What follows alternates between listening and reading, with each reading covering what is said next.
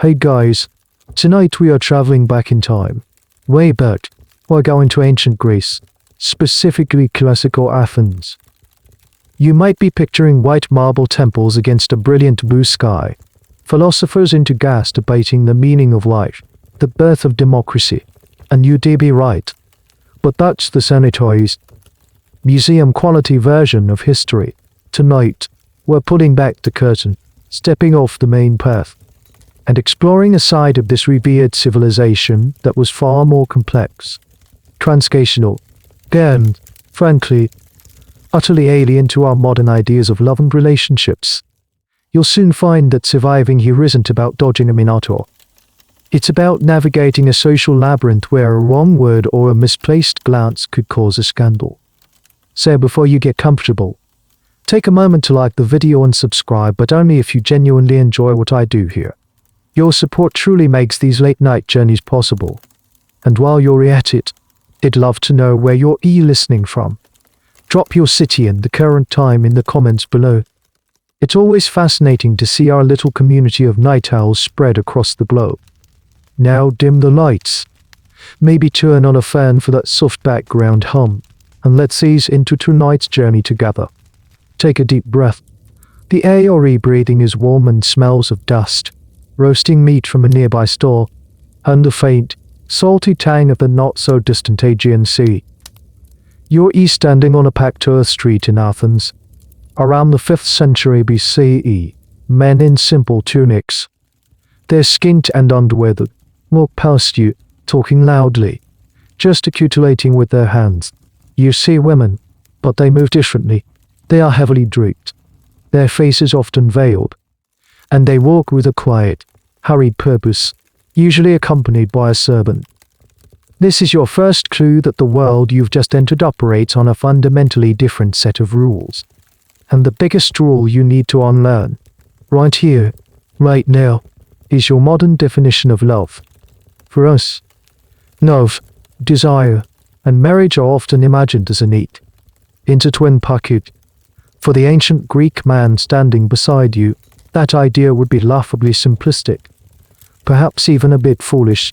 He doesn't have one word for love, he has several. And they occupy entirely different spheres of his life. First, there's Eros. This is the one you've probably heard of. It's not romantic love in the way we think of it. It's raw, powerful, passionate desire. It's a divine madness, a force of nature that seizes you, disrupts your reason, and can lead to both incredible art and terrible decisions. Eros is exciting, sure, but it's also dangerous and volatile. It's not something you do want to build a stable household on. It's a fire you enjoy for its warmth, but you do never build your house in it. This is a crucial distinction. Then there is Philia. This is the love of friendship, of loyalty, of brotherhood. It's the bond between soldiers in a phalanx, the deep affection between family members, and the respect between a mentor and his student. Philia is rational, dependable, and virtuous. It's the bedrock of society, the glue that holds a city-state, or polis, together. For a Greek man, his relationships with his male friends, built on Philia, were often considered more profound and intellectually satisfying than any other bond in his life. Finally, there are other, more nuanced terms, like agape, which is a more selfless, universal love, though its definition was much debated and evolved over time. But the main takeaway for you, as you try to make sense of this world, is that a man's life was segmented. He sought Eros for pleasure, Philia for community and intellectual companionship, and marriage. Well, marriage was for something else entirely. We'll get to that. This compartmentalization of emotion and relationships extended into their understanding of the human body, especially the female body, which was often viewed with a mixture of necessity and suspicion. Here's a little detail that shows just how different their worldview was. Many Greek physicians believed in something called the wandering womb. They thought a woman's uterus, or hysteron, from which we get the word hysteria, was an independent creature living inside her. If a woman remained celibate for too long, her womb would become light and dry and would wander around her body in search of moisture.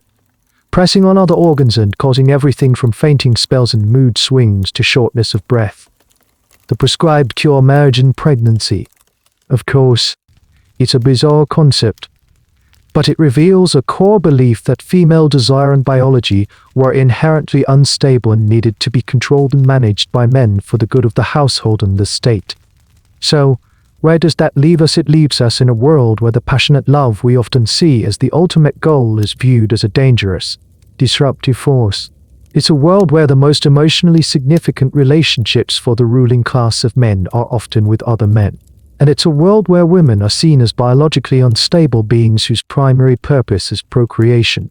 It's a complex and, to our eyes, deeply contradictory picture. And that's where the academic debates still rage. Historians are still arguing about the emotional reality behind these prescribed social roles. Did Greek husbands and wives never feel deep, romantic love for each other? Were these philosophical ideals of separating love and desire a lived reality for everyone, or just a sophisticated argument made by the wealthy, literate elite whose writings happen to survive the centuries? The voices of the women, the slaves, the common laborers, they are almost entirely silent, leaving us to piece together their reality from the biased accounts of the men who controlled their lives. So now, just let that sink in. You've taken your first step. You've begun to shed your own assumptions.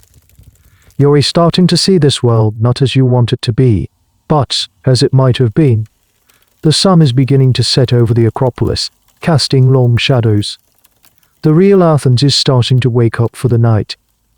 The sky above the Acropolis has deepened from orange to a soft, dusky purple. The heat of the day is finally bleeding out of the stone buildings, and a gentle breeze picks up, carrying with it the sounds of the city's shifting gears. The clatter of merchants packing up their stalls gives way to the murmur of conversation spilling out from doorways and the distant sound of music.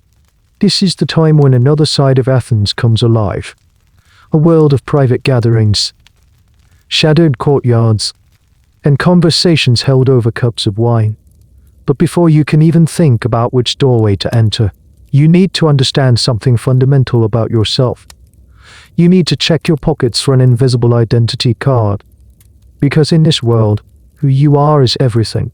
It dictates where you can go, who you can speak to, who you can love, and what can be done to your body without consequence. Your entire experience is filtered through the rigid, unforgiving lens of your legal and social status.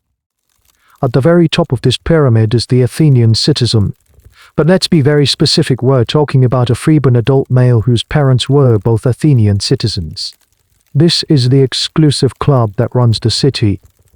If this is you, you have a golden ticket. You can vote in the assembly, own land within the territory of Attica, hold public office, and speak freely in the political arena. Your body is, for the most part, sacrosanct. It is illegal for another citizen to strike you or physically restrain you without due process. Your life is governed by a web of rights and protections. This status grants you a level of freedom and agency that is unimaginable for anyone else in this city. You are the protagonist in the story of Athens. Now look around. You see many people who look just as Greek, speak the same language, and worship the same gods. But they are not citizens. These are the metics, or resident foreigners. They are free, but they are not members of the club.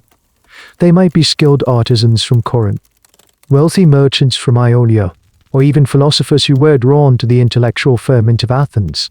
They can run businesses, they're rich, and are required to pay taxes and serve in the military, fighting and dying for a city that will never fully accept them. But they cannot vote, they cannot own land, and they exist in a state of legal limbo. To live in Athens, a metic had to have a citizen sponsor, a patron who was legally responsible for them. Their freedom is conditional, always dependent on the goodwill of the citizens. And then there is the largest group, the foundation upon which this entire glittering civilization is built. The slaves. You see them everywhere, yet they are trained to be invisible. They are the ones carrying the heavy amphory of wine, fanning the master of the house, tilling the fields, and working the silver mines in brutal conditions. They have no rights, no legal personhood. They are not considered human in the same way a citizen is. They are property, an inside tool, as Aristotle would later describe them. They can be bought, sold, gifted, or disposed of at the whim of their owner. Their bodies are not their own, a fact that will become hauntingly clear as our journey continues. This hierarchy is absolute, and it leads to some truly chilling practices that highlight the chasm between these groups. Here's a piece of legal procedure that tells you everything you need to know in an Athenian court of law. A citizen gave testimony under oath. His word was his bond. A slave's testimony, however, was only considered valid if it was extracted under torture. The logic, as twisted as it sounds to us, was that a slave would only tell the truth if the fear of physical pain was greater than their loyalty to their master or their own fear of punishment. It was a system that explicitly dehumanized them, reducing them to bodies from which information had to be forcibly extracted. Now you might be wondering, how many people fell into each category? This is a question that historians are still fiercely debating.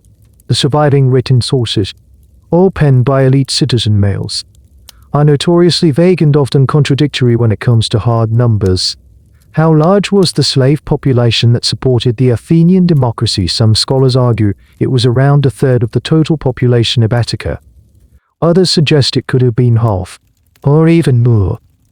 The difference between these estimates is profound. Was Athenian democracy a system enjoyed by a majority, or was it a privilege for a tiny minority, sustained by the labor of a vast and free multitude? We may never know for sure, and that uncertainty hangs over every interpretation of this period. So take a moment and decide who you are in this world, because your answer changes everything about what happens next. If you are a male citizen, the night offers a dizzying array of socially acceptable venues for pleasure, companionship, and intellectual stimulation. You have choices. If you are a metic, your options are more limited. You might find a place in the bustling commercial districts, but the exclusive inner circles of power and society are closed to you. And if you are a slave, the night is not yours. The night belongs to your master. And what if you are a woman? Your status is tied directly to the man. You belong to your father, your husband, your owner. A citizen woman is a protected, cloistered treasure, her value lying in her ability to produce legitimate citizen heirs. A metic woman has even fewer legal protections, and a slave woman, well, she exists at the absolute bottom of this hierarchy, doubly powerless due to her status and her gender. Understanding this social blueprint is the key. It's not just background information, it's the operating system of ancient Athens. Every relationship, every transaction, every whisper in the dark is dictated by it. Now that you have your invisible ID card, now that you feel its weight in your pocket, you can begin to understand the landscape of desire that's opening up as the oil lamps are lit across the city. With your social status firmly in mind, you're now equipped to understand the landscape of the Athenian night. It's not a single, unified territory. For the citizen male, it's a map with distinct zones, each dedicated to fulfilling a different need, a different kind of desire. And perhaps nothing lays out this map more clearly and more bluntly than a famous line from a 4th century BC courtroom speech. A man named Apollodorus is suing another man, and in his defense, his speechwriter, long believed to be the great orator Demosthenes, penned a sentence that has echoed through the halls of history ever since. Imagine Yuri standing in the back of the bustling, open-air law court as he speaks. He leans forward and, with the practiced confidence of a man who knows his audience, he declares, "We have here your eye for pleasure, Pauloke for the daily care of the body, and Gineaites for the procreation of legitimate children, and to be a faithful guardian of our household." Let that sentence hang in the air for a moment. It's not a poem. It's not a philosophical treatise. It's a pragmatic, almost clinical, statement of fact delivered in a court of law. It's a user's manual for the intimate life of a privileged Athenian man. Let's break it down. Because these 3 categories of women, heteria, Pauloke, and S3X are the three primary venues for desire you need to understand. First, the S3X, the wives. We've already touched on this. The key words here are procreation of legitimate children and faithful guardian. Her domain is the oikos, the household. Her value is explicitly tied to her fertility and her fidelity. The lover husband was expected to feel for his wife was closer to filial familial affection, a partnership in managing the family enterprise. Passionate eros was seen as a potential threat to this stable, crucial relationship. You wouldn't want a volatile force like that disrupting the orderly transfer of property and citizenship to the next generation. Your wife is the anchor of your legacy. Next on the list are the pauloke. This is a category we don't really have a perfect modern word for. Concubine is close, but still doesn't quite capture it. The speech says they are for the daily care of the body. This implies a relationship that is both domestic and routine. A pauloke often lived in the man's house, alongside his wife and family. She was typically a slave or a non-citizen woman with whom a man had a long-term, established sexual relationship. This wasn't a secret affair, it was a semi-formal arrangement. It provided the man with regular sexual access without the complications of passion or the formal duties of marriage. And here's a crucial, and perhaps cold, detail that reveals the system's true priorities. Any children born to a man and his pauloke were not citizens. They could not inherit his property or his status. They were born into the legal status of their mother. This arrangement allowed a man to satisfy his physical needs on a daily basis without ever threatening the legitimacy of his primary bloodline. The pauloke was a feature of the household, but she was never its future. Finally, we have the hetaira. The word is often translated as courtesan or high-class prostitute, but it means, more literally, female companion. The speech says they are for pleasure. But in Athens, this meant so much more than just physical intimacy. A hetaira was expected to be witty, educated, and skilled in music and dance. She was a woman a man could have a real conversation with, someone who could debate philosophy or appreciate poetry. While the wife was secluded in the home, the hetaira was a feature of public social life, specifically at the all-male drinking parties known as symposia. She offered intellectual stimulation and social prestige alongside physical affection. To be seen with a sought-after hetaira was a status symbol. She was, in many ways, the polar opposite of the cloistered, silent wife. So you have this tripartite map: the wife for heirs in the home, the concubine for routine needs within the home, and the companion for sophisticated pleasure outside the home. It's a neat, compartmentalized system designed entirely for the convenience and benefit of the citizen male. But was this sentence, delivered in the heat of a legal battle, a true reflection of everyday life for all Athenians? This is where historians are still locked in debate. The man who delivered this speech was part of the wealthy elite. He could afford this segmented lifestyle. But what about the average Athenian, the small farmer, the potter, the stonomus? And it's highly unlikely he had the resources to maintain a wife, a live-in concubine, and pay for the company of expensive hetaira.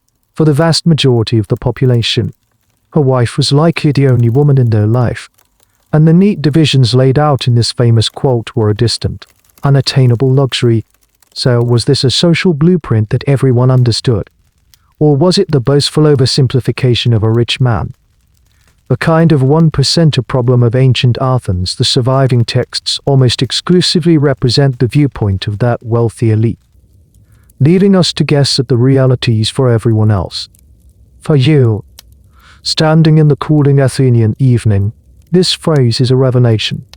He confirms that the path to understanding this world doesn't run through a single heart, but through a complex network of socially defined roles. It tells you that to find companionship, you go to one place, for heirs, another, for day-to-day comfort, yet another. And now, you hear the sounds of laughter and music growing louder from a nearby villa. A slave is opening the heavy wooden door, and a warm, wine-scented light spills out into the street. It seems you've just found your way to one of these venues. You've received an unspoken invitation to the most famous and infamous of Athenian social gatherings. The door to the villa swings open, and the sounds from inside wash over you the twang of a lyre. A burst of male laughter, the rhythmic clinking of ceramic cups. A slave, his face a mask of polite indifference, holds the door and nods you inside. You step over the threshold, leaving the dusty street behind and entering the heart of Athenian elite social life. You are about to attend a symposium. Now, if you've seen a museum exhibit or flipped through a history book, you've probably seen images of this. Men with beards, reclining on couches, gracefully holding wine cups, perhaps listening to a philosopher, and that's part of the picture. But it's like describing a modern nightclub as just a place with music and conversation. It misses the texture, the rooms, and the raw, intoxicating reality of what's about to unfold. The first thing you notice is the room itself. It's called an undrawn, literally, the men's room. This space is specifically designed for this purpose. Along the walls are 7 to 11 cushioned couches, or high. The floor is often a beautiful mosaic, sometimes with a slightly sunken center, a practical feature you'll understand later. The air is thick with the smell of wine, olive oil from the lamps, and expensive perfumes worn by the guests. You are one of about 15 men in the room. There are no citizen women here, not a single one. A wife would never be present at such an event. Her presence would be a social catastrophe, an insult to both her and her husband. The undrawn is a space where the strictures of the household are temporarily suspended, and a different set of rules applies. A slave approaches and guides you to an empty spot on a couch. You don't sit upright, you recline, leaning on your left elbow on a pile of cushions, leaving your right hand free. Another man is already on the couch, sharing the space. You find your position, and it feels awkward at first, a strange mix of formal and relaxed. This posture isn't just for comfort, it's a tradition, a sign that you are at leisure, free from the physical toil that defines the lives of the lower classes. The first part of the evening is the dinner, or dinner. Slaves bring in low tables laden with food, bread, olives, cheese, fish, and perhaps some roasted birds. You eat with your hands, and the conversation is general, polite. This is the prelude. The main event begins only after the food is cleared away. Once the last scraps are gone, the slaves perform a series of rituals that signal the shift. They clear the tables, sweep the floor, and bring in basins of water and towels for you to wash your hands. They bring fresh garlands of myrtle or flowers for you to wear on your head. Their cool leaves a pleasant contrast to the warming room. This is a purification, a cleansing of the palate and the spirit. The symposium proper is about to begin. The symposiator, or master of the drinking, is chosen from among the guests. This is a crucial role. He is not just the guy who pours the wine, he is the director of the evening's entertainment. He decides on the ratio of wine to water, and yes, wine was almost always mixed with water. He sets the number of cups each guest is expected to drink, and he dictates the theme of the evening's conversation or the games that will be played. His authority is absolute for the duration of the party. He calls for the crater, the large, ornate ceramic bowl, to be brought into the center of the room. This is the vessel in which the wine and water will be mixed. The first libation is poured, a small offering to the gods, especially Dionysus, the god of wine, ecstasy, and theater. He is the patron deity of this entire affair. You pour a drop of wine from your cup onto the floor and say a quiet prayer. Then, the drinking begins in earnest. The symposia RCH announces the mixing ratio. A common mix might be 3 parts water to 1 part wine. Drinking wine unmixed, or akraton, was considered barbaric, the practice of uncivilized Scythians. It was a sign of a lack of self-control. The goal of the symposium was not to get blackout drunk as quickly as possible, though that often happened anyway, but to achieve a state of heightened creativity, wit, and camaraderie through a carefully managed process of intoxication. But was it always so high-minded? While Plato's famous Symposium depicts a night of soaring philosophical speeches about the nature of love, this was very much the idealized, best-case scenario. It was the intellectual equivalent of a glossy travel brochure. Many other sources, from poetry to courtroom speeches, paint a picture of symposia that were much rowdier, more competitive, and sexually charged. One strange little bit of symposium culture was a game called courtesans. This was the ancient Greek equivalent of a drinking game, and it was wildly popular. After draining your wine cup, you would hold it by the handle and, with a flick of your wrist, fling the last dregs of wine the lees at a target across the room. The target was often a small disc balanced atop a metal stand. If you hit it just right, the disc would fall and strike a lower plate, making a satisfying clout. It required a surprising amount of skill, and men would practice for hours. They would even dedicate their successful shots to the name of a person they desired, shouting their name as they flung the wine. Historians still debate the true nature of the average symposium. Was it a sophisticated debating society, as Plato would have us believe, or was it more akin to a raucous frat party? The answer is likely both. The symposium was a flexible institution that could be whatever the host and the symposia wanted it to be. It could be a venue for plotting political strategy, for sealing a business deal, for composing poetry, or simply for getting together with friends and having a wild time.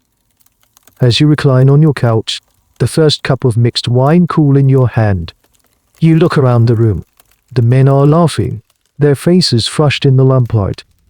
The Symposia has just announced the topic for the night. What is the nature of courage? You are in the inner sanctum of Athenian power and culture. But the room is not yet complete. The wine has been poured. The conversation has begun. But a key element of the pleasure Apollodorus spoke of is still missing. And just then, you hear the soft, melodic notes of a flute beginning to play. The Symposia raises his hand, a signal for a moment of relative quiet. The low hum of conversation dips as he announces the wine-to-water ratio for the evening. 3 parts nymph to 1 part Bacchus, he declares, using a poetic turn of phrase. Nymphs for water, Bacchus another name for Dionysus for wine, a 3-to-1 mix. It sounds weak to your modern sensibilities, accustomed to drinking wine straight from the bottle. You might be tempted to think these ancient Greeks were lightweights, but you would be making a serious miscalculation. First, the wine itself was different. It was likely much stronger than most modern table wines, often thick, sweet, and potent. It was stored in a concentrated form and needed to be diluted to be palatable and to last the evening.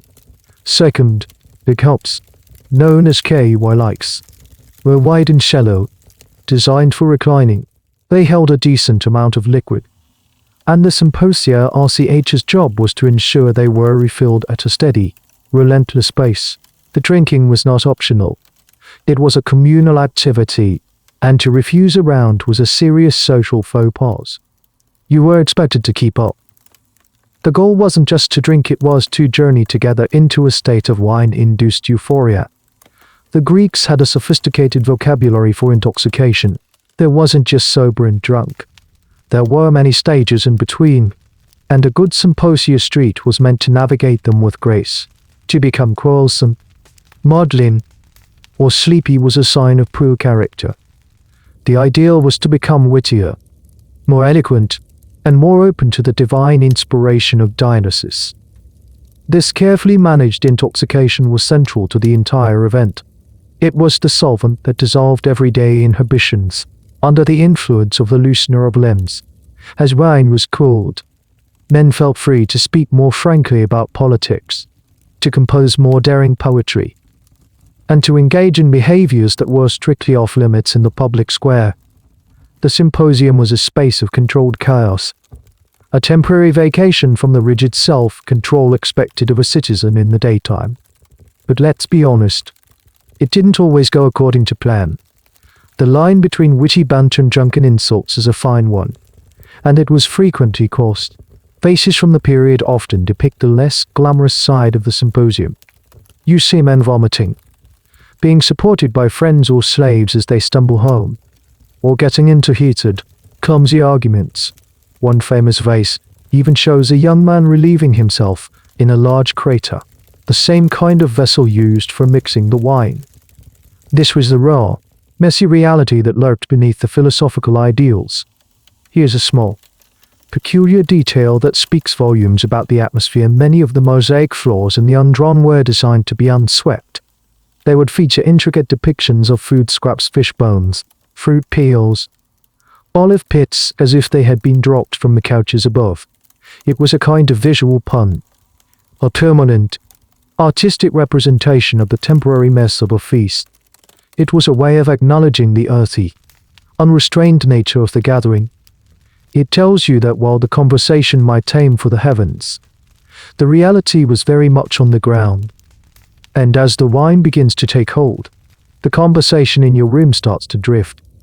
The initial discussion about courage has frayed at the edges. One man is now boasting loudly about a recent business success. Two others are locked in a competitive exchange of memorized Homeric verses, each trying to one-up the other. The S3X, seeing the need for new direction, claps his hands. It's time for a different kind of entertainment. The words spoken at a symposium were meant to be ephemeral, washed away by the next day's sobriety. A common Greek saying was, "I hate a drinking companion with a memory." What happened in the undrawn was supposed to stay in the undrawn. It was a bubble of temporary irresponsibility. However, this created a perfect environment for political maneuvering. A man's unguarded, wine-fueled words could be remembered and used against him later in the assembly or the law courts. The symposium was a place of bonding, but it was also a place of social surveillance, where reputations could be made or broken. This very issue is at the heart of an ongoing academic debate. Was the symposium primarily a force for social cohesion or social competition? Some scholars emphasize its role in building solidarity among the elite, creating a unified ruling class through shared ritual and camaraderie. Others argue it was a fiercely competitive arena where men constantly vied for status, honor, and prestige. Was the man reclining next to you your trusted friend, or your bitterest rival in a thin veneer of civility? The truth is, he was probably both at the same time. The wine simply brought those tensions closer to the surface. You take another sip from your kilix. The water-diluted wine is more potent than you expected. The rim is warmer, the voice is louder. The edges of the world are starting to feel a little softer, a little less certain.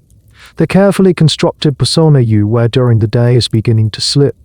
And it's in this exact moment of vulnerability, of loosened tongues and blurred judgment, that the entertainment arrives. The door opens again, not for another guest, but for a group of young women, their faces painted, musical instruments in their hands. The mood in the room shifts instantly. The real party is about to begin. The door opens and they enter, not with a grand announcement, but with a quiet shift in the room's energy. There are three of them. They are young, dressed in light, almost transparent tunics that do little to hide the shape of their bodies. Their faces are whitened with lead-based makeup, their eyes and lips painted dramatically. Two of them carry an aulos, a double reed pipe that looks like two flutes joined at the mouthpiece. The third holds a small lyre. They are the Olet Rides, the flute girls, and their arrival signals that the symposium has now fully transitioned from a formal dinner into a true party. The man reclining next to you on the couch visibly straightens up, a grin spreading across his face. The competitive poetry recitation happening on the other side of the room sputters to a halt. All eyes are on the women. They are here to provide entertainment. But entertainment is a word doing a lot of heavy lifting tonight. One of the girls puts the olos to her lips. If you were expecting the gentle, ethereal sound of a modern flute, you are in for a shock.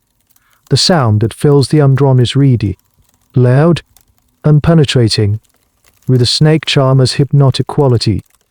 It's a sound designed to cut through the noise of a dozen drunken men. The lyre player strums a simple, rhythmic accompaniment. This is the soundtrack to Dionysian revelry. But they are not just musicians.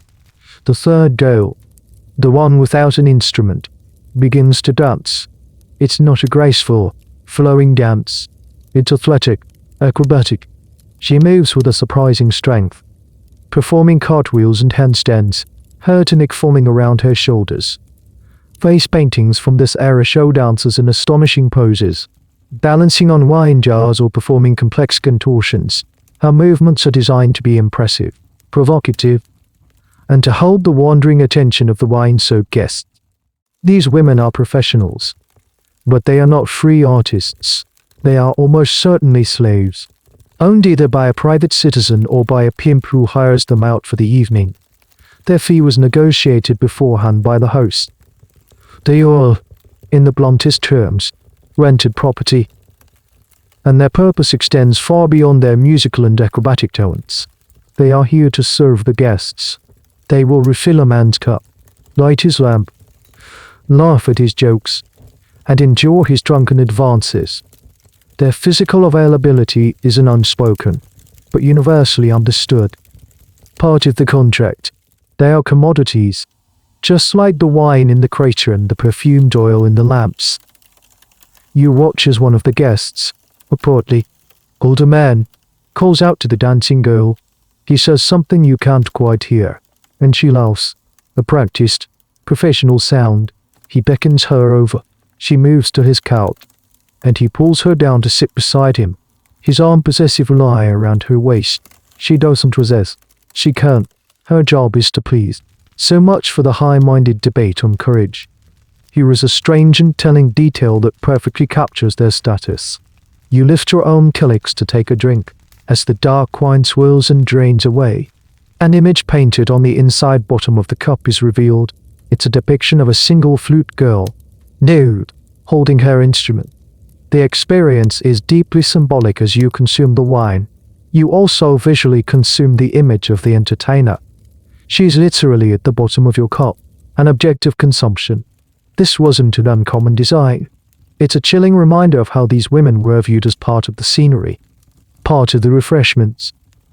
Where there lies nothing but silent, tragic servitude for most. Almost certainly yes. They had no legal recourse against abuse and lived entirely at the whim of their masters and the night's clients. However, this is another area where historians debate the nuances. They argue about the potential for agency, however small, within this brutal system. A truly exceptional musician or dancer, one who became famous throughout the city, might have been able to command higher fees. This could, in theory, allow her to earn enough to eventually buy her freedom, or perhaps attract a wealthy patron who might set her up in a more comfortable life.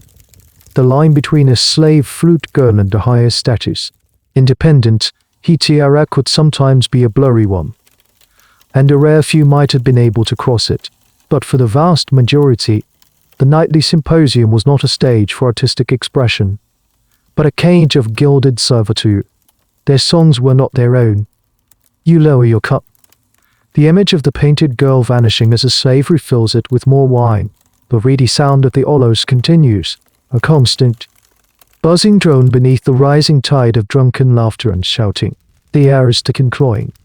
The scene is one of manufactured joy, a carefully constructed illusion of carefree pleasure. But then, as you look away from the spectacle of the flute girl on the couch opposite, your gaze falls on another couch. The interaction there is different. It's quieter, more intense. An older man, a decorated general in his 40s with a well-trimmed beard, is not paying any attention to the female entertainers. Instead, he is focused entirely on the young man reclining next to him, a youth of perhaps 17 or 18. His cheeks still smooth, his body lean and athletic. The man is speaking in a low, earnest voice, his hand resting gently on the boy's shoulder. The boy is listening, his expression a mixture of admiration and a kind of nervous pride. You are witnessing the other, and in many ways more significant, form of eros present in this room. The flute girls offer a fleeting, commercialized pleasure. This, you realize, is something else entirely. Your attention is now fixed on the general and the youth. The scene with the flute girl across the room was loud, public, and transcational. This is the opposite. It's a pocket of quiet intensity in the midst of the rising chaos of the symposium. The man's gaze is unwavering, focused entirely on the boy. The boy, in turn, seems to hang on the man's every word. You are looking at the living embodiment of one of ancient Greece's most famous, and to us, most challenging social institutions paideia, which we translate, often inadequately, as pederasty or boy love. To understand what you're seeing, you have to once again set aside every modern concept you have about love, education, and age. This was not seen as a private deviancy or a hidden scandal. For the Athenian elite, it was a structured, institutionalized, and, in their view, essential part of a young man's journey to becoming a full citizen. It was a relationship between an older man, the Aristos the lover, or the pursuer, and a teenage boy, the Euromenos the beloved. The Aristos was typically a man in his late 20s or 30s, already a husband and father, and an established member of society. He was the active party in this dynamic. He was expected to be a mentor, a guide to the complex social and political world of the city. He would teach the boy about philosophy, politics, and proper public conduct. He would help him train in the gymnasium, preparing his body for the rigors of warfare. He was, in essence, a private tutor for life itself. The Euromenos, the beloved, was a boy past puberty but not yet a full adult. This meant he was typically between the ages of about 14 and 19, the period before his beard began to grow in earnest. The growth of a full beard was the social signal that he had become a man and was no longer an appropriate object for this kind of relationship. The ideal Euromenos was supposed to be beautiful. Yes, but also modest, virtuous, and promising in character. The relationship was supposed to be about much more than just physical desire. The theory, as articulated by philosophers like Plato, was that the Aristos' role, physical eros for the boy's beauty, should be transformed into a higher form of philia. The older man, inspired by the boy's youthful potential, would strive to be a better, more virtuous person to be worthy of his affection.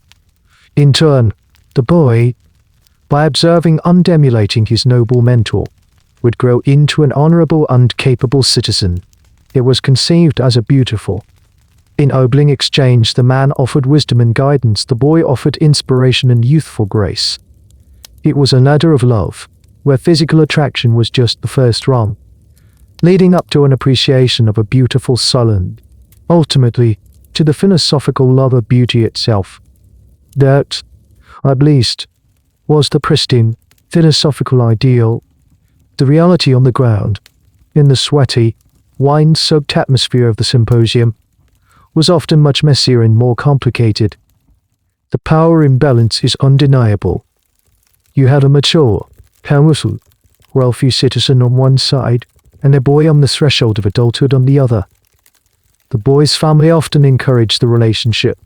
Having a prominent citizen as a son's mentor was a huge social advantage. It could open doors to political alliances and future career opportunities. The boy was in a position where saying no could have significant social and familial consequences. This puts the idea of consent into a context that is completely alien to us. Here's a small, telling detail from the law. While the relationship was socially accepted, there were strict rules. It was illegal for a man to purchase a boy's affections with money or gifts in a way that resembled prostitution. The exchange had to be framed in the language of mentorship and honor. A man could give his Euromenos gifts, but they had to be honorable ones: a fine rooster for cockfighting, a popular pastime, a dog for hunting, or a piece of military equipment. A gift of cash would be a scandal. This legal distinction between an honorable mentorship and a dishonorable transaction was crucial, even if, in practice, the line was incredibly thin. It was all about maintaining the public performance of virtue. This brings us to the core of the ongoing historical debate. To what extent was this institution a system of education, and to what extent was it a system of exploitation? Some historians, focusing on the philosophical texts, argue for its primary role as a pedagogical tool, a fundamental part of the civic and military training that made Athens strong. They emphasized the language of virtue, honor, and self-control that surrounded the ideal form of the relationship. Other scholars, however, point to the overwhelming power dynamics and the constant anxiety in the sources about relationships that crossed the line. They argue that the philosophical ideal was a sophisticated justification for a system that was, at its heart, exploitative. They highlight the voices in ancient texts that satirize or criticize the practice, portraying the era's tie as lecherous old men and the era men as effeminate and weak. The truth, as is often the case, is likely somewhere in the murky middle. The institution could be all of these things at once: a loving mentorship for one pair, a source of social advancement for another, and a deeply damaging experience for a third. As you watch the general and the boy, you can't know the true nature of their bond. Is he whispering philosophical truths in the boy's ear? Or is he murmuring drunken sweet nothings as the boy looking at him with genuine admiration for his wisdom? Or with the calculated deference of someone who knows what is expected of him? You are seeing a perfectly acceptable, even admirable, social interaction by the standards of this time. But you can't shake the feeling of its profound strangeness, the deep and unbridgeable gap between their world and yours. The flute music swells again, but for you, it has become background noise to the quiet, intense drama unfolding on that single couch. The relationship you're witnessing between the Aristes and his Eromenos didn't just magically happen.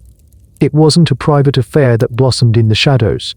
It was a public performance, a courtship with its own distinct rituals under socially accepted script. It was a game, and everyone knew the rules. For an older man to win the affection and respect of a beautiful and virtuous boy, he had to engage in a very specific, and to our eyes, rather theatrical form of pursuit. Let's imagine you are no longer at the symposium. The party's over, and it's the next day. You are following the general, the Aristes from last night. Where does he go to find and court his beloved? He goes to the places where the city's elite youth congregate. The primary stage for this courtship is the gymnasium. Don't picture a modern gym with weight machines and treadmills. The ancient gymnasium was an open-air complex on the outskirts of the city. It was a sprawling area with running tracks, spaces for wrestling and discus throwing, billiards, and colonnade walkways where men could gather and talk. It was the center for physical and intellectual education for the sons of the elite. Young men would be here for hours every day, training their bodies for warfare, accompanied by their tutors and admiring older citizens. You watch as the boys, slick with olive oil, practice wrestling in the sun pit. They are completely nude. Nudity in this context was not seen as shameful or inherently sexual. It was a marker of status, a celebration of the idealized male form, and a practical choice for athletic activity. It also, of course, turned the gymnasium into a showcase of youthful beauty, a place for the era's tie to quite literally window shop. Our general is here, but he is not just gawking. He is performing his role. He approaches the boy from last night, who is now practicing the javelin. The pursuit is not aggressive or direct. It's marked by a certain deliberate clumsiness, a feigned helplessness. The Aristes was expected to appear utterly smitten, a victim of the overwhelming power of Eros. He might sigh dramatically, compose poetry in the boy's honor, or spend hours just watching him from a distance, making sure the boy and everyone else noticed his devotion. A particularly strange and well-documented ritual of this courtship was the Komos. This was essentially a drunken parade through the streets after a symposium.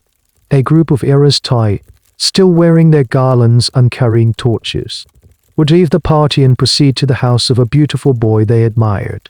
They would sing songs outside his door, sometimes serenading him with verses they had just composed, and sometimes engaging in more boisterous, rowdy behavior.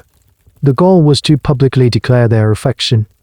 This could even escalate to the point of the lover sleeping on the beloved's doorstep, a practice known as the exclusus amateur, or the shut-out lover. He would lie there all night, exposed to the elements, lamenting his unrequited love for all the world to see. It was a piece of public theatre designed to demonstrate the depth and sincerity of his passion. It seems utterly bizarre to us, but it was a recognized part of the courtship dance. The man had to show that his desire was so powerful it made him act irrationally. The boy, the Germanos, also had a role to play in this drama. He was expected to be coy, resistant, and to feign indifference. To yield too easily to a suitor's advances was seen as a sign of a weak or promiscuous character. He had to make the hostess work for it. To prove his worthiness, his virtue was demonstrated by his initial refusal. This created a delicate back and forth. The lover would pursue. The beloved would retreat. The lover would make grand public gestures. The beloved would pretend not to notice. This entire performance raises a fascinating question for historians: how much of this was genuine emotion and how much was social posturing? Was the general truly lovesick? Or was he just playing his part in a socially mandated ritual? The surviving literature, especially poetry, is filled with what seems like genuine anguish and passion from the perspective of the hostess. They complain of sleepless nights, of being tormented by the boy's beauty, of the pain of unrequited love. But it's hard to separate genuine feeling from poetic convention. Was writing a poem about your suffering just what you did in this situation? The debate over the sincerity of these emotions is ongoing. Some scholars argue that we should take these expressions of passion at face value, suggesting that deep, powerful emotional bonds were indeed formed. Others see it as a highly ritualized game, where the emotions were part of the costume. They argue that the focus was less on the internal feelings and more on the external performance of an honorable courtship, which solidified the social standing of both parties. The courtship would culminate when the boy finally yielded, not to the man's desire, but to his demonstrated virtue and dedication. By accepting the man as his mentor, the boy was not admitting defeat, but bestowing a great honor. He was judging the man worthy. This act of acceptance was the climax of the public drama. It cemented the relationship in the eyes of the community and allowed the mentorship phase to begin in earnest. So as you watch the general and the boy in the gymnasium, you understand that their quiet conversation is built on a foundation of very loud, very public performance. The general's presence here is a statement. The boy's willingness to speak with him is a signal. Every citizen watching this interaction knows exactly what script is being followed. It's a clumsy, inefficient, and theatrical way to begin a relationship. But in the world of the Athenian elite, it was the only proper way to play the game. The game of courtship is over. The boy has accepted the man's suit, and their formal relationship as hostess and Romanos has begun. Now, the dynamic shifts. The public theater of pursuit gives way to the semi-private reality of the mentorship. But this new phase comes with its own intricate, unwritten rule book. Navigating the stage successfully was a tightrope walk for both parties, a constant balancing act of power, desire, and social expectation. The physical aspect of the relationship is, for us, the most difficult to comprehend. It was expected and acknowledged, but it was also shrouded in a complex web of shame and honor. The ideal, as expressed in the most high-minded philosophical texts, was a chaste relationship. Plato, in his later works, argues that the truest form of this love transcends the physical entirely, but this was an ideal that very few, if any, actually lived up to. Vase paintings and more explicit poetry make it clear that physical intimacy was a common part of the arrangement. However, the nature of that intimacy was strictly prescribed by social convention. The hostess was the active partner. The Romanos was supposed to be the passive recipient of his affection, but he was not supposed to enjoy it. To show pleasure in the physical act would be a mark of effeminacy and a sign of a weak, servile character. His role was to grant his affection as a favor, a reward for the mentor's wisdom and guidance. He was bestowing a gift, not participating in a mutual act of pleasure. This created an incredibly strange and contradictory dynamic. The boy was expected to be desirable, but not desirous. He had to be the object of passion, but remain passionless himself. His value lay in his resistance, his modesty, His aid owes a sense of shame and propriety. This performance of virtuous reluctance was his primary social currency. Look back at the general and the youth, even in the way they interact. You can see this dynamic at play. The general's posture is open, leaning in, his gestures expressive. The boy's is more reserved, more contained. He listens more than he speaks. He is playing his part perfectly. One of the most revealing, and frankly bizarre, pieces of evidence for this dynamic comes from the animal world. A very common and honorable gift for an Aristes to give his Eromenos was a hare. Why a hare on one level? It was a practical gift associated with the hunt, a manly pursuit. But ancient Greeks also believed, incorrectly, that hares were hermaphrodites and that they were exceptionally promiscuous animals. So the gift was a strange, coded message. It was a joke about sexual appetite, a sly wink to the physical nature of the relationship, but presented in the noble guise of a hunter's prize. It was a way of acknowledging the eros in the room without having to speak of it directly. It's a perfect example of the doublethink required to navigate this world. Everyone knows what's going on, but it must be framed in a way that preserves the honor of both parties. The unspoken rules extended beyond the bedroom. In public, the Aristes was expected to promote his Eromenos, to praise his virtues to other citizens. But he also had to be careful not to appear too possessive or jealous. To do so would suggest his passion was out of control, that he had lost his rational self-mastery, which was a deeply unmanly trait. The Eromenos, for his part, had to be seen with his mentor, but not be seen to be controlled by him. He had to maintain an air of independence. His reputation depended on the public perception that he was in this relationship for the educational benefits, not for personal pleasure or material gain.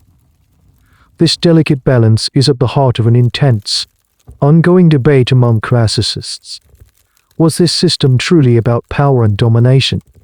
Or was there space for genuine affection and care? The traditional view often emphasized the pedagogical aspects, seeing the power imbalance as a natural part of any teacher-student relationship. But more recent scholarship has focused on the inherent potential for coercion and abuse. These historians argue that the intricate rules and the emphasis on the boy's reluctance were sophisticated social mechanisms designed to mask what was, in essence, a system of exploitation. They ask, can a relationship with such a profound, built-in power disparity ever be truly consensual in the way we understand it? The answer remains deeply contested, likely because the reality itself was so varied and contradictory. The ultimate goal of this entire system, at least in theory, was to produce a good citizen. The Aristes was molding the Eromenos in his own image, preparing him to one day take his place in the assembly, the Locroats, and the phalanx. The success of the relationship was judged not by the happiness of the couple, but by the quality of the man the boy eventually became. If the Eromenos grew up to be a brave soldier, a wise statesman, and an honorable husband and father, then his relationship with his Aristes was deemed a success. It had fulfilled its civic function. You see this in the small interactions. The general isn't just complimenting the boy's javelin thrower, he is correcting his stance, offering tactical advice drawn from his own battle experience. He is actively shaping him, turning the raw material of youth into the finished product of a citizen soldier. The boy's submission is not just personal, it is civic. He is allowing himself to be molded for the good of the city. It's a transaction of power, yes, but it's cloaked in the language of duty, honor, and patriotic love. The entire system is a masterclass in social engineering, designed to replicate the city's ruling class from one generation to the next. The years pass. It's a subtle shift at first, a slight deepening of the youth's voice, a new confidence in his stride. But then comes the undeniable, irreversible sign of change, the growth of a beard. In the world of ancient Athens, this isn't just a matter of grooming, it's a profound social transformation. The soft down on the cheeks of the Eromenos thickens into the coarse hair of a man. And with that, the game is over. The relationship between the Aristes and the Eromenos had a built-in expiration date. The very thing that sparked the initial attraction, the boy's liminal state between childhood and manhood. His youthful bloom is now gone. To continue the relationship in its previous form would be a source of shame and ridicule for both parties. For the older man to still pursue his former beloved would make him look like a lecher who couldn't control his passions. For the younger man, now a full adult, to continue in the passive role would be deeply dishonorable and effeminate. He is no longer an object of mentorship, he is now a peer. The transition is expected to be a graceful one. The intense, possessive eros that defined the beginning of their bond is supposed to naturally transform into a lifelong, stable philia. The mentor and student become friends, political allies, comrades in arms. The general and the young man he once courted in the gymnasium might now stand side by side in the battle line. Their shared history creating a powerful bond of loyalty. They would continue to socialize at the symposium, but now as equals. The newly bearded man has a whole new set of social obligations. His primary duty now is to the state and to his own future family line. He is expected to marry, produce legitimate children, and take on the responsibilities of a citizen. He must now manage his own household, or acres. And what does this mean for his own intimate life? He is now expected to make the switch. He must transition from the passive eromenos to the active eristes. It is now his turn to stand on the sidelines of the gymnasium, to admire the beauty of a new generation of boys, and to select one to mentor, to guide, and to love. The cycle begins anew. He is no longer the beloved, he is now the lover. This mandatory switching of roles was a cornerstone of the system. It ensured that the model of masculinity was replicated. A man who refused to make this switch, who continued to take on a passive or feminine role in his relationships with men into adulthood, was an object of extreme social scorn. He would be labeled a kina eidos, a term of abuse for a man who was considered unmanly and effeminate, who willfully abandoned his masculine social and sexual role. This wasn't about sexual orientation in our modern sense, it was about the performance of a specific, dominant form of masculinity. A fascinating and slightly bizarre bit of legal trivia highlights how seriously this was taken. There was a law in Athens, a graphe het erizios, that could be brought against any citizen who had ever worked as a prostitute in his youth. If he was convicted, he would suffer a partial loss of civic rights. Most notably, he would be forbidden from speaking in the assembly. The logic was that a man who had willingly sold his body for another's pleasure had demonstrated a servile, passive character. Such a man could not be trusted to hold public office or to make decisions for the good of the city. His body's history was a reflection of his soul's weakness. This shows how deeply the concepts of sexual conduct and civic virtue were intertwined. But did this transition always go so smoothly? Did the passionate eros always cool into a convenient philia right on schedule? This is a question that historians continue to debate. The surviving texts, written by men who upheld the system, present this as a natural and uncomplicated progression. But it's hard to imagine that genuine emotional attachments were always so easy to reclassify. What if the bond was one of deep, abiding love? What if the younger man wasn't ready to let go, or the older man cowed and bare to see his beloved with another? The silence in the historical record on this front is deafening. We have no breakup poems from an eromenos, no letters detailing the pain of this forced transition. The official script demanded a seamless change of roles, and the surviving literature mostly sticks to that script. This has led some scholars to suggest that the emotional toll of this system, particularly on the younger man, is one of the great unwritten stories of ancient Greece. They argue that we must read between the lines, looking for hints of emotional distress in the comedies that mock lovers who can't let go, or in the philosophical anxieties about relationships that last too long. It's a history of emotions that we can only guess at. So the boy you first saw at the symposium, nervous and admired, is now a man. His beard is full. He has served in the military. His father is now arranging a marriage for him. He has learned the rules, played his part, and graduated to the next stage of his life. He is now ready to step into the role his own mentor once held, and in doing so, he will perpetuate the very system that shaped him. His education is complete. It is time for him to build a household, and to do that, he needs a wife. The world of the symposium, the gymnasium, and the pederastic courtship that was the public, outward-facing life of the Athenian man. It was a world of performance, competition, and male bonding. Now, we are going to leave that world behind. We are going to follow our newly bearded young man as he takes the most significant step of his adult life. He is getting married, and to do that, we must enter a space that is, in many ways, a different universe, the oikos, the home. You follow him not to a temple for a grand ceremony, but to the home of another citizen. Marriage in Athens was not primarily a religious or romantic event, it was a private, civil contract between two families. It was called a which literally means a pledge or a betrothal. It was a transaction. The father of the bride would formally give his daughter to the new husband with a simple, stark phrase, "I give you this woman for the plowing of legitimate children." The plowing of legitimate children. Let that agricultural metaphor sink in. It is brutally direct. The woman is the field, the man is the farmer, the purpose is the crop of citizen heirs. The contract is about the transfer of property and the creation of a legitimate bloodline. Love is not on the checklist.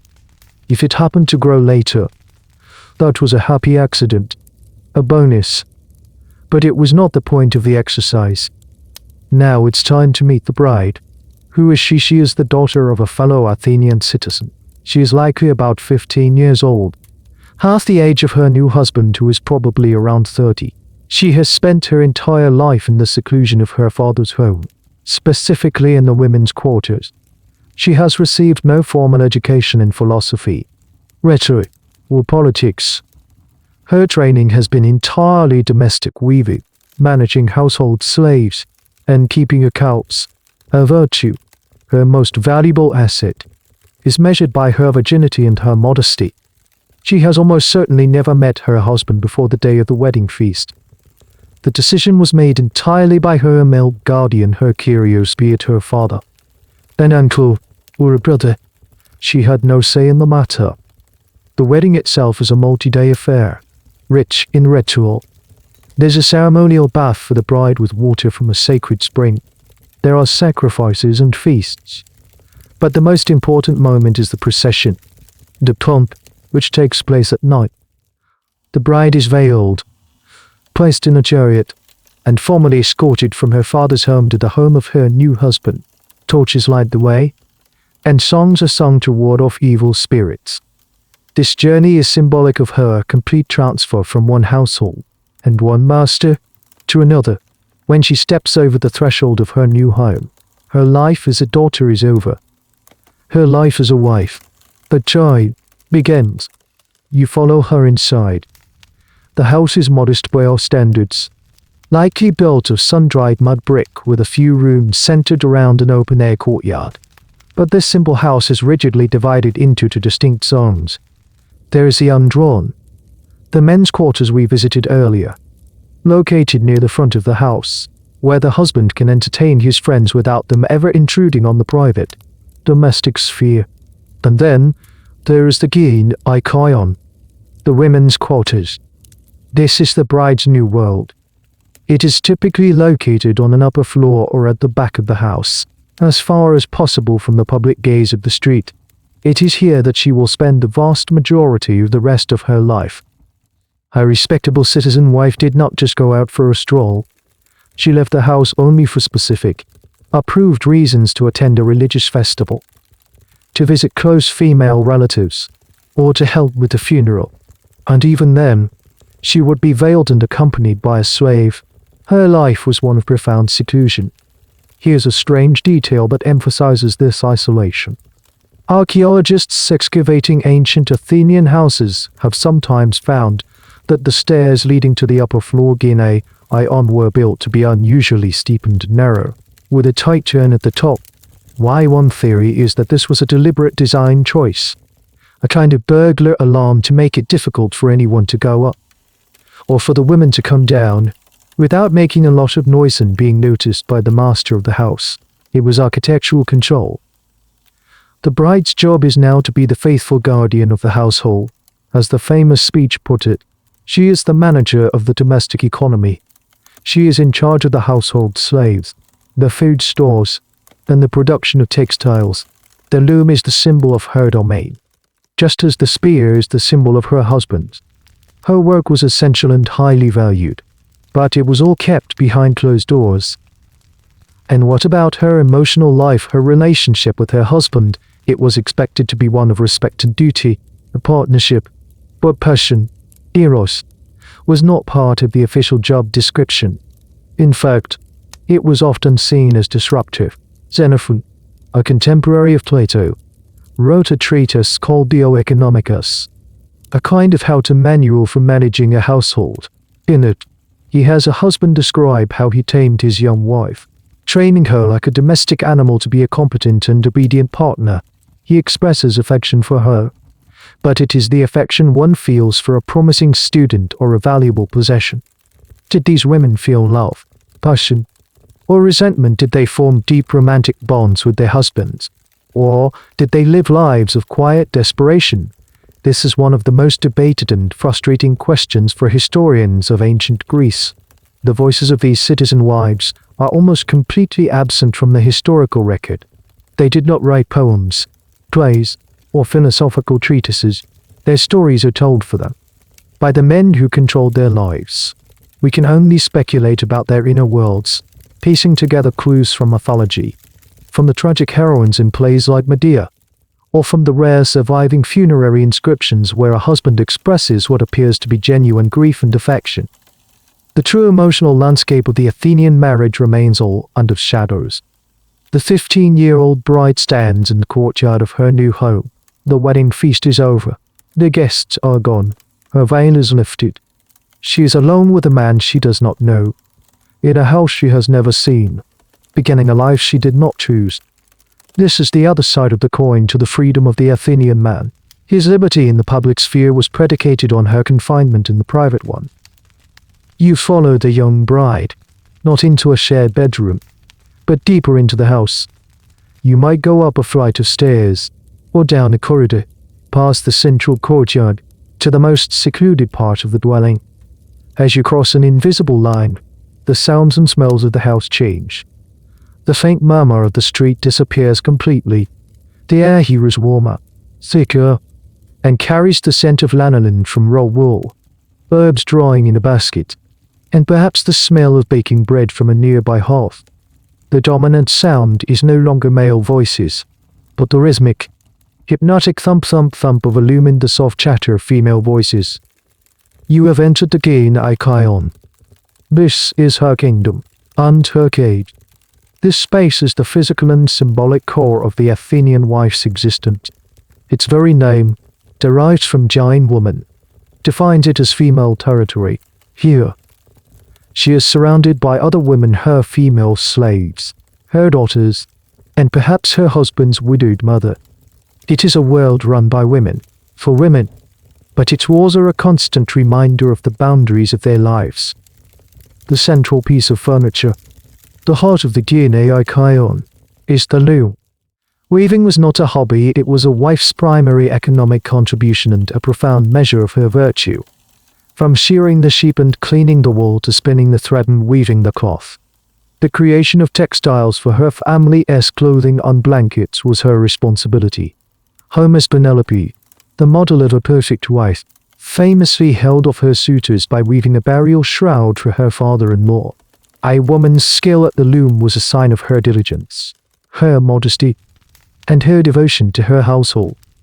You watch your new bride take her place before the loom, her hands already finding the familiar rhythm. This is her work, her duty, her art. She is the manager of this small world. Her husband is the CEO of the family enterprise, but she is the chief operating officer. He brings in the resources from the outside world, the grain, the olive oil, the money. She is responsible for managing, storing, and transforming those resources within the whole. And here is the small, tangible symbol of her limited power, the keys. At some point, her husband will formally hand her the keys to the storerooms. This is a hugely significant gesture. It signals his trust in her. With these bronze keys, She controls the family's food supply, the most vital of all its assets. She is the guardian of their sustenance, doling out the daily rations of barley and wine to the household slaves. In a world where she has almost no public power, the keyring hanging from her belt is a real, physical symbol of her domestic authority. She is the despotine, the mistress of the house. But what was the reality of this seclusion? Was the Guinea Kion a locked room, a veritable prison, or was it more of a private sanctuary? A space shielded from the male gaze where women could form their own deep bonds of community and support. This is a subject of intense and ongoing debate among historians. The evidence for extreme confinement is strong. In a famous courtroom speech written by Lysias, a husband named Dio Philetos describes his early marriage. He says he kept his young wife under strict watch, in a house where the men's quarters were downstairs and the women's were upstairs, and the connecting door was kept locked. He was praised for this diligence. This paints a picture of near total isolation. The ideal wife was one who was seen and heard by as few men as possible. However, other evidence suggests a more porous reality. A woman cannot manage a household effectively without some interaction with the outside world. She would need to supervise slaves running errands. Furthermore, women had a hugely important role in public religious life.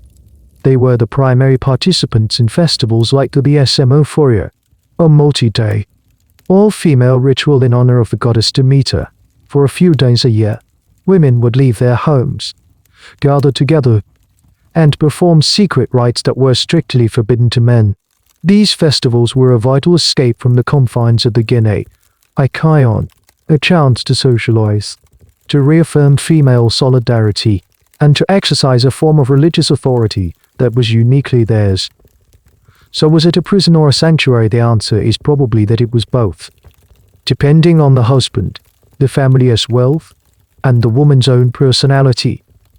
It was a system of control, certainly, but within that system, women created their own culture, their own hierarchies, and their own sources of meaning and emotional support. The most profound emotional relationships of a wife's life may not have been with her husband, whom she saw for limited periods, but with her children, her mother, and the female slaves she worked alongside every single day. Her husband enters the Guinea Kion almost as a visitor. He comes here to eat the meals she has prepared, to have his clothes mended, and for the specific purpose for which he married her. In this room, their separate worlds are meant to briefly, dutifully, intersect. But even here, in the most private part of the house, the transaction that brought them together hangs in the air, as tangible as the scent of wool and the rhythmic beat of the loom. The husband crosses the threshold into the Guinea Kion. He is not here for a casual chat or to share the day's news. He is here to fulfill the central clause of their marriage contract. He has come for the plowing. The intimacy between a husband and his citizen wife was framed almost entirely by its purpose: procreation. This wasn't a romantic rendezvous, it was a civic duty. The city-state of Athens depended on a stable supply of legitimate citizens to fill the ranks of its army and its democratic assembly. A man's legacy and his family's survival depended on producing a male heir to inherit his property and continue the family cult. The marriage bed was, in this sense, a public utility.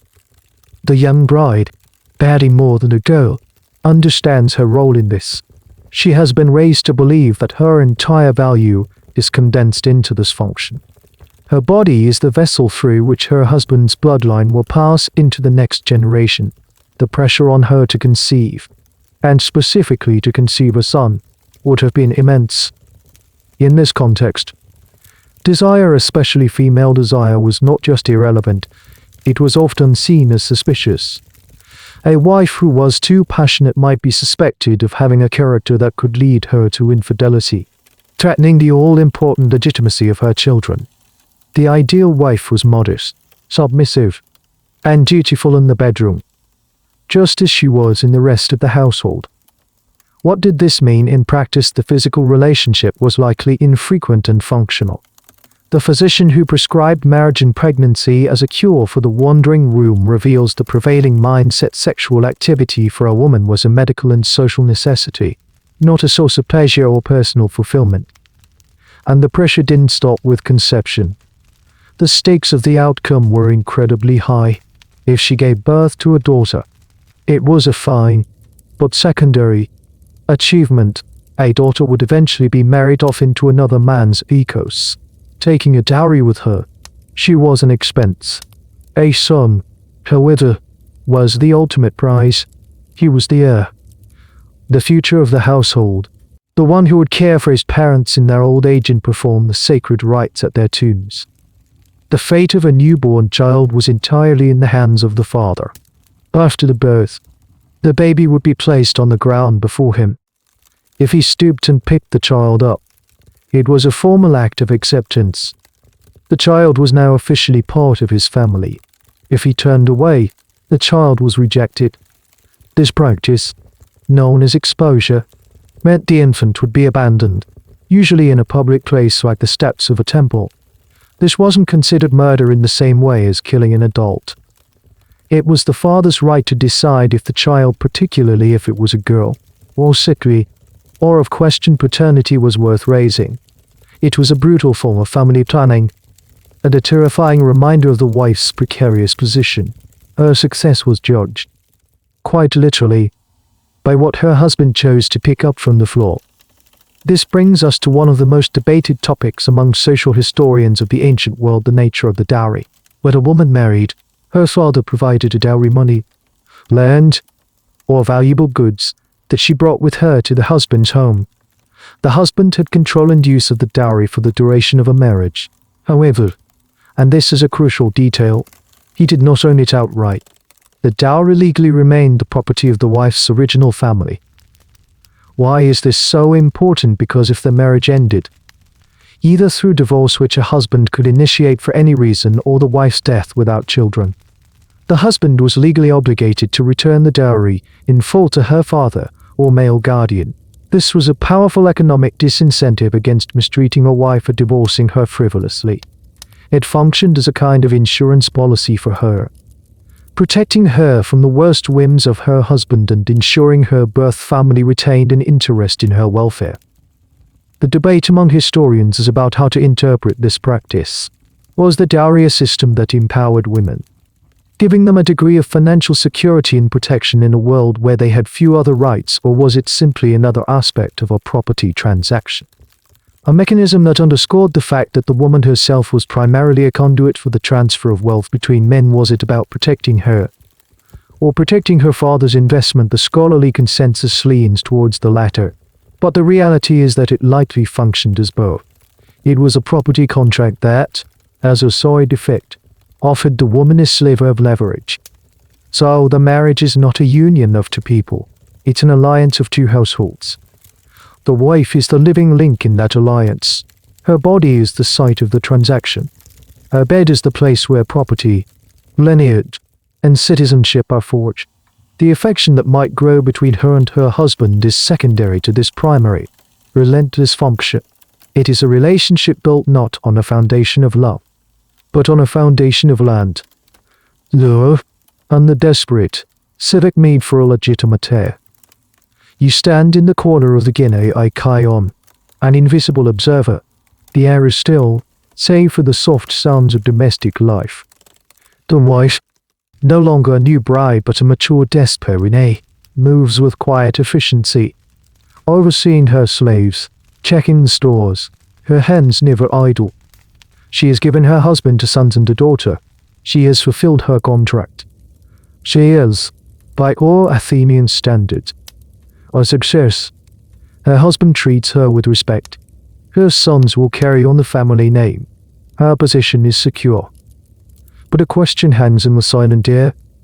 A question so profound and so vast that it defines the very limits of our knowledge of this world. What does she feel? You look for an answer. You try to read her expression. But it's a mask of practiced neutrality. The face of a woman who has spent a lifetime learning not to show her inner world to outsiders. Where can you turn to find her voice? You can't. This is the great, frustrating silence at the heart of ancient Greek history. The overwhelming majority of everything we know about this period, the philosophy, the history, the plays, the poetry, the courtroom speeches, was written by a tiny fraction of the population, the elite, educated, citizen men. The women whose lives were so minutely controlled and debated in those texts left behind almost no records of their own. Imagine a library dedicated to the history of ancient Athens. The shelves are filled with scrolls. You pick one up. It's Plato, discussing the nature of love at an all-male symposium. You pick up another. It's Thucydides, chronicling the political and military strategies of men at war. Another is a play by Aristophanes, where female characters are often bawdy, scheming caricatures, a male fantasy of what women might be like if left to their own devices. You find a speech by Demosthenes, arguing a case about inheritance law, where a woman is discussed as a piece of property. Nowhere on these shelves is a scroll written by a citizen wife, a diary of her days in the Gyneikion. There is no collection of letters to her mother complaining about her husband. There is no autobiography detailing her hopes, her fears, her desires, or her disappointments. Her voice is absent. She is the object of discussion, the subject of laws, the symbol in myths, but she is never the narrator of her own story. So how do historians even begin to approach her inner life? They are forced to become historical detectives, searching for faint fingerprints and indirect clues. One source they turn to is Greek tragedy. Plays like Euripides' Medea or Sophocles' Antigone feature powerful, articulate, and passionate female protagonists who rage against the injustices of their world. Medea's famous speech, where she declares she would rather stand in the front line of battle 3 times than give birth once, feels like a rock cry of female suffering. It seems to offer a window into a woman's perspective. But this is where the academic debate becomes fierce. Were playwrights like Euripides channeling the authentic frustrations of Athenian women, giving a public voice to their private pain, or were these male authors simply using female characters as mouthpieces to explore their own philosophical and social anxieties? Is Medea a proto-feminist icon? Or is she a male nightmare of what a woman unleashed from social control might become? A destructive, irrational force? Scholars are deeply divided. Some see tragedy as a space where the silent could metaphorically speak, others see it as just another form of male projection, a safe way to explore dangerous ideas by putting them in the mouths of women and monsters. Another place historians hunt for clues is in the material culture, the objects of daily life. They look at the scenes painted on vases that were used in the Gyneikion. These often depict quiet domestic scenes, women weaving, reading, a sign of literacy for some elite women, playing with their children, or talking with female friends. These images present a serene, idealized vision of female life. Do they reflect the reality, or do they project the male ideal of a peaceful, orderly domestic sphere? A particularly poignant category of artifacts are the grave stela III, the carved stone markers for tombs. Some of these show touching scenes of a husband and wife clasping hands, or a deceased mother gazing at her children. The inscriptions sometimes contain expressions of love and grief that feel genuinely personal. A husband might call his deceased wife the most dear or lament the loss of his partner in life. But even here, historians must be cautious. Were these expressions of sincere, personal emotion, or were they public performances of grief, following established conventions for how a respectable husband ought to mourn? Was he praising his actual wife, or was he praising her successful performance of the role of a good wife? The line between personal sentiment and social convention is almost impossible to draw. This is the central challenge. Every piece of evidence we have is filtered through the male gaze. We see the citizen wife only as she was reflected in the eyes of her father, her husband, her sons. Her own perspective is lost to us, a historical black hole. We can speculate, we can infer, we can build arguments from the faintest of clues, but we can never truly know. So you look at the Despone and her Gyneikion. Her face tells you nothing. Her world is rich with texture, with relationships, with duties, with the quiet hum of a life being lived. but the soundtrack of her own thoughts, her own feelings, is a frequency we can no longer tune into. She is a ghost in her own home, a silent partner in the story of civilization, and recognizing that silence is, in itself, a crucial part of understanding her world. The most important thing to know about her is that we can never truly know her. Let's leave the quiet, sun-dappled courtyard of the oikos and the profound silence of the wife's inner world. Let's step back out into the bustling, noisy, masculine world of the city. It's evening again. The oil lamps are being lit. You hear the familiar sounds of a symposium starting up in a nearby villa. The reedy music of an chorus begins to drift on the air. You've seen the players in this scene before: the citizen men, the slave fruit girls, the pederastic couplets. But now, a new figure enters the room. She is not a slave, brought in by her owner. She arrives on her own, or perhaps with her own attendants. She is not a 15-year-old girl, but a woman in her prime. She is not veiled or cloistered. Her gaze is direct, intelligent, and appraising. She doesn't just sit where she's told. She chooses a couch, reclining with an ease that rivals the men's. When she speaks, her voice is not demure or subservient. It is witty, articulate, and confident. The men don't just leer at her, they listen to her. You are now meeting the third woman from that famous courtroom speech, the hetaira, the companion. The word itself, hetaira, is the feminine form of heteros, meaning male companion or comrade. This linguistic link is telling. A hetaira was, in theory, a female version of a man's best friend. She was the woman you could have a real conversation with. She was the anti-wife. Where the wife was silent, the hetaira was eloquent. Where the wife was secluded, the hetaira was a public figure. Where the wife's value was in her procreation, the hetaira was in her a pleasure that was intellectual and social as much as it was physical. This is the woman a man like Pericles, the great statesman of Athens, could be seen with in public. This is the woman who could hold her own in a philosophical debate with Socrates. She occupies a strange, paradoxical space in Athenian society. She is not a respectable citizen wife, but she is far more than a common prostitute. She is a third category, a woman who traded the security and respectability of the oikos for a precarious, but potentially dazzling, independence. Hetairae were often, though not always, metics foreigners. This was a crucial part of their identity, because they were not Athenian citizens. They were not bound by the same strictures of seclusion that governed citizen women. They were free from the expectation of marrying for procreation. This foreign status gave them a social mobility and freedom that was impossible for a citizen wife. Their product was companionship in its most sophisticated form. To succeed, a hetaira had to be a master of many arts. She had to be beautiful and skilled in the application of cosmetics and the selection of fine clothing. But more importantly, she had to be educated. She would be trained in music, able to play the lyre and sing. She would be a graceful dancer. And most crucially, she would be a brilliant conversationalist. She would be well read in poetry and up to date on the latest philosophical arguments and political gossip. Think of the symposium. A wife could never attend, but a hetaira was one of its star attractions. Her job was to elevate the tone of the party. She could steer a drunken conversation away from crude boasting and towards a witty exchange of ideas. She could challenge the men with riddles, flatter their egos with intelligent questions, and charm them with her knowledge of Homer.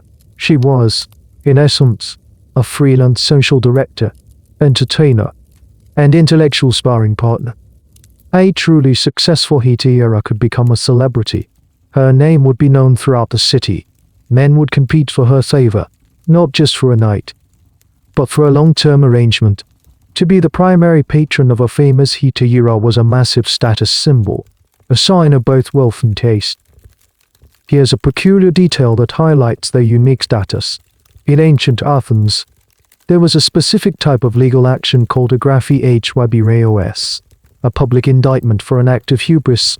Hubris wasn't just arrogance, it was an act of outrageous insolence, an action that intentionally dishonored another person. Interestingly, this law, which protected citizens from insult, was also sometimes extended to protect prominent hetairai. A man who publicly insulted or mistreated a high-class hetairai could, in some cases, be brought to court. This suggests that while they were not citizens, their social and economic value granted them a level of public protection far beyond that of a common prostitute or a slave girl. But was this life of intellectual glamour and social influence the reality for all hetairai? This is where historians urge caution. The term hetairai was a broad one, and it could be a euphemism. There was likely a vast difference between the handful of legendary celebrity hetairai whose names have come down to us, and the many other women who simply called themselves companions to distinguish themselves from street-level prostitutes. The line between a hetairai and a high-end porny prostitute could be very blurry indeed. The historical debate often centers on this question of agency versus exploitation. Were these women brilliant entrepreneurs who cleverly packaged their intellect and beauty to achieve a level of freedom and influence unimaginable for other women, or were they just a more refined class of victim in a patriarchal system, forced to sell their minds as well as their bodies because they lacked the protection of a family and a state? Were they empowered outliers or just better decorated commodities? The truth is probably that they were both. The life of a hetairai was one of high risk and high reward. Without the protection of a husband or father, she was vulnerable. She could be discarded by a patron, fall into debt, or lose her value as she aged. But if she was smart, talented, and lucky, she could achieve a level of intellectual and economic independence that made her one of the freest women in the Greek world. She was the exception that proved the rule, a dazzling flash of color in a world that preferred its respectable women to remain in the shadows. The hetairai reclines on her couch, a cup of wine held loosely in her fingers. The men are not just looking at her, they are listening. An argument about the merits of Spartan versus Athenian military strategy has broken out, and she has just interjected with a sharp, insightful question that silences the boasters and forces them to think. You realize in this moment that her allure is not a passive quality she was born with. It is an active, highly developed skill set. It is a curriculum she has mastered. To become a hetairai of repute was to undergo an education more rigorous and practical than that of many citizen men. It was a vocational training for the high-stakes career of professional companionship, while the citizen boy was in the gymnasium training his body, and the citizen girl was in the gynaion training her hands at the loom. The aspiring hetairai was in a classroom of a different sort, honing her mind and her charm into a formidable arsenal. Her education began with the body, the foundation of her art. This went beyond simple beauty. It involved rigorous training in dance, not just the provocative, acrobatic dances of the lower-class entertainers, but graceful, expressive movements. She learned the art of posture, how to recline on a couch with an air of elegant nonchalance, how to move across a room in a way that drew every eye. She was a student of aesthetics, learning to use cosmetic skull for the eyes, white lint for the skin, powders of crushed berries for the lips and cheeks, not just to beautify, but to create a persona. But this physical grace was merely the prelude. Her true value lay in her intellectual and artistic accomplishments. Music was essential. She would be expected to play the lyre proficiently, to accompany herself while singing the epic poems of Homer or the passionate verses of Sappho. She needed to know the popular drinking songs, the skol I, and be ready to participate in the competitive, improvisational games of verse that were a staple of any lively symposium. Then came the core of her curriculum: conversation. She had to be a walking, breathing repository of culture. This meant being well-versed in mythology and history. It meant having a working knowledge of the philosophical ideas swirling around Athens. She didn't need to be a Stoic or an Epicurean, but she needed to know what they were arguing about. She had to be able to ask Socrates a question that would make him smile, or gently mock a sophist's convoluted logic. Here is a fascinately practical detail of this education. She would likely have been trained in the use of my. These were short, memorable sayings, proverbs, or quotes from famous poets and playwrights. Think of them as the ancient Greek equivalent of a well-timed memora perfect quotation. An aspiring hetaira would memorize hundreds of these. They were her conversational toolkit. By dropping the right noun at the right moment, she could appear wise, witty, or profound, elevating the conversation and demonstrating her cultural literacy. It was a shortcut to intellectual panache. Beyond the arts, she needed to be a student of current events. She had to know the city's political factions, the rising stars in the assembly, the latest gossip from the law courts, and the shifting alliances between powerful families. This made her not only an entertaining companion but also a valuable source of information. A man could talk to her about his political ambitions or his business rivals in a way he never could with his secluded wife. So where did she learn all this? There was no academy for hetaira. This is a subject of considerable debate among scholars, as the answer speaks directly to their origins and level of agency. Many were likely the daughters of other hetaira, raised and educated in the profession from birth by their mothers. Others might have been unusually bright and beautiful slave girls, identified by a savvy owner or a pimp, a porno-boss who invested in their education as a long-term business strategy. Still others might have been educated, free-born found women who, finding other avenues close to them, chose this life as their best option for social and economic survival. The debate, therefore, is about the nature of this schooling. Was it a loving transfer of knowledge from mother to daughter, a path to empowerment, or was it a ruthless training program imposed on an unfree girl? A process of grooming for a life of high-class servitude? The answer is almost certainly all of the above. The path to becoming a hetaira was not a single road, but many, some chosen, some forced. What is certain is that the end product was a woman of formidable skill. She was a psychologist who could read a room, soothe a fragile ego, and subtly steer the mood of a party. She was a performer who was always on stage. She was an artist whose medium was not clay or stone, but the fragile, alcohol-fueled ecosystem of the male ego. This education, this arsenal of charm and intellect, was her capital. It was what she sold. It was what distinguished her from every other woman in the city and what allowed her to command fees that could make her a wealthy woman in her own right. And in the annals of Athens, there is one name that stands above all others.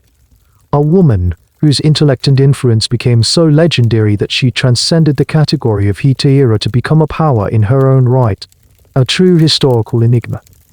Of all the women who navigated the treacherous, glittering world of the hetaira, one name echoes with more brilliance and more controversy than any other: Aspasia of Miletus. She wasn't just a participant in the intellectual life of Athens for a time. She was at its very center. To understand Aspasia is to push the definition of a hetaira to its absolute limit, and perhaps to see it break. She arrived in Athens sometime in the mid-5th century BCE. Crucially, she was from Miletus, a sophisticated Greek city in Ionia, modern-day Turkey, renowned for its pioneering philosophers and historians. As a metic, a foreigner, she was already an outsider, but she turned this status into her greatest advantage. Unfettered by the suffocating restrictions placed on Athenian citizen women, she was free to cultivate and display her most formidable asset, her intellect. Soon after her arrival, she did something unprecedented. She established a salon, a gathering place in her home that became one of the most important intellectual hubs in the city. The most brilliant men of Athens' golden age flocked to her. Socrates, the master Ion was a regular visitor, according to some accounts, claimed to have learned from her. The philosopher Anaxagoras was in her circle. The great playwright Euripides may have been a friend, and most significantly, she captured the heart and mind of the most powerful man in Athens, the great statesman Pericles.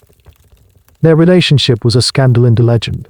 Pericles, a man at the pinnacle of his power, divorced his respectable Athenian wife, with whom he already had two legitimate sons. He then entered into a devoted, public, and lifelong partnership with Aspasia. He didn't just keep her as a mistress, he treated her as an intellectual equal, a true partner.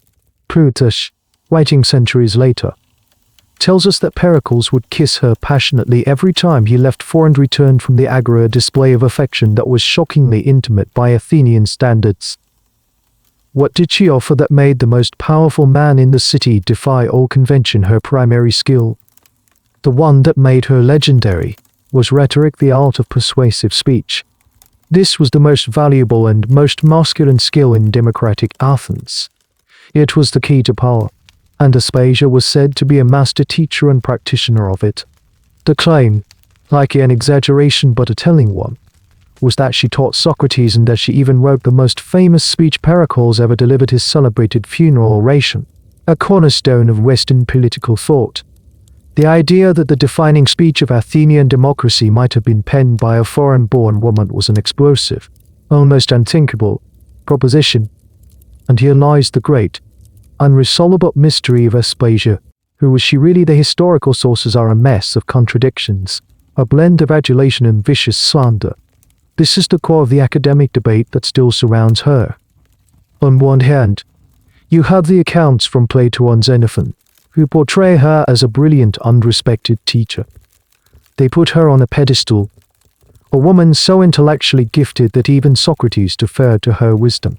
These sources suggest she was a philosopher and rhetorician in her own right, a female intellectual whose achievements were so extraordinary that they had to be acknowledged, even within a deeply patriarchal society.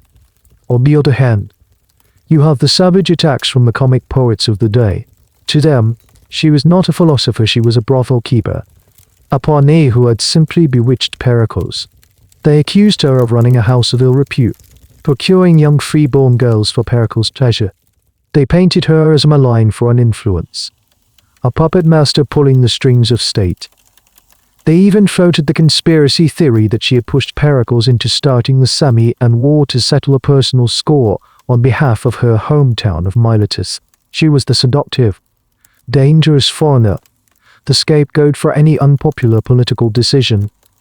So which as it was she a pioneering female intellectual, a genius whose true contributions had been obscured by history, or was she an exceptionally clever courtesan whose reputation was inflated by her powerful lover to justify his scandalous choices? Was she a Socratic teacher or a master manipulator? Historians are torn. Some argue we should take the positive accounts seriously, that she represents a rare, documented case of a woman breaking through the intellectual glass ceiling of the ancient world. They suggest the negative portrayals are simply the predictable misogynistic backlash against a woman who wielded too much influence. Others are more skeptical. They argue that the philosopher Aspasia may have been a convenient fiction created by Pericles' circle. By framing her as a teacher of rhetoric, they could explain her constant presence and influence in a way that was more palatable than my foreign mistress helps me write my speeches. And like all the other women we've met, Aspasia left no writings of her own. Her voice is completely filtered through the men who admired, desired, or despised her. She is a historical reflection, and the image changes depending on whose mirror you look in. What is undeniable is her impact.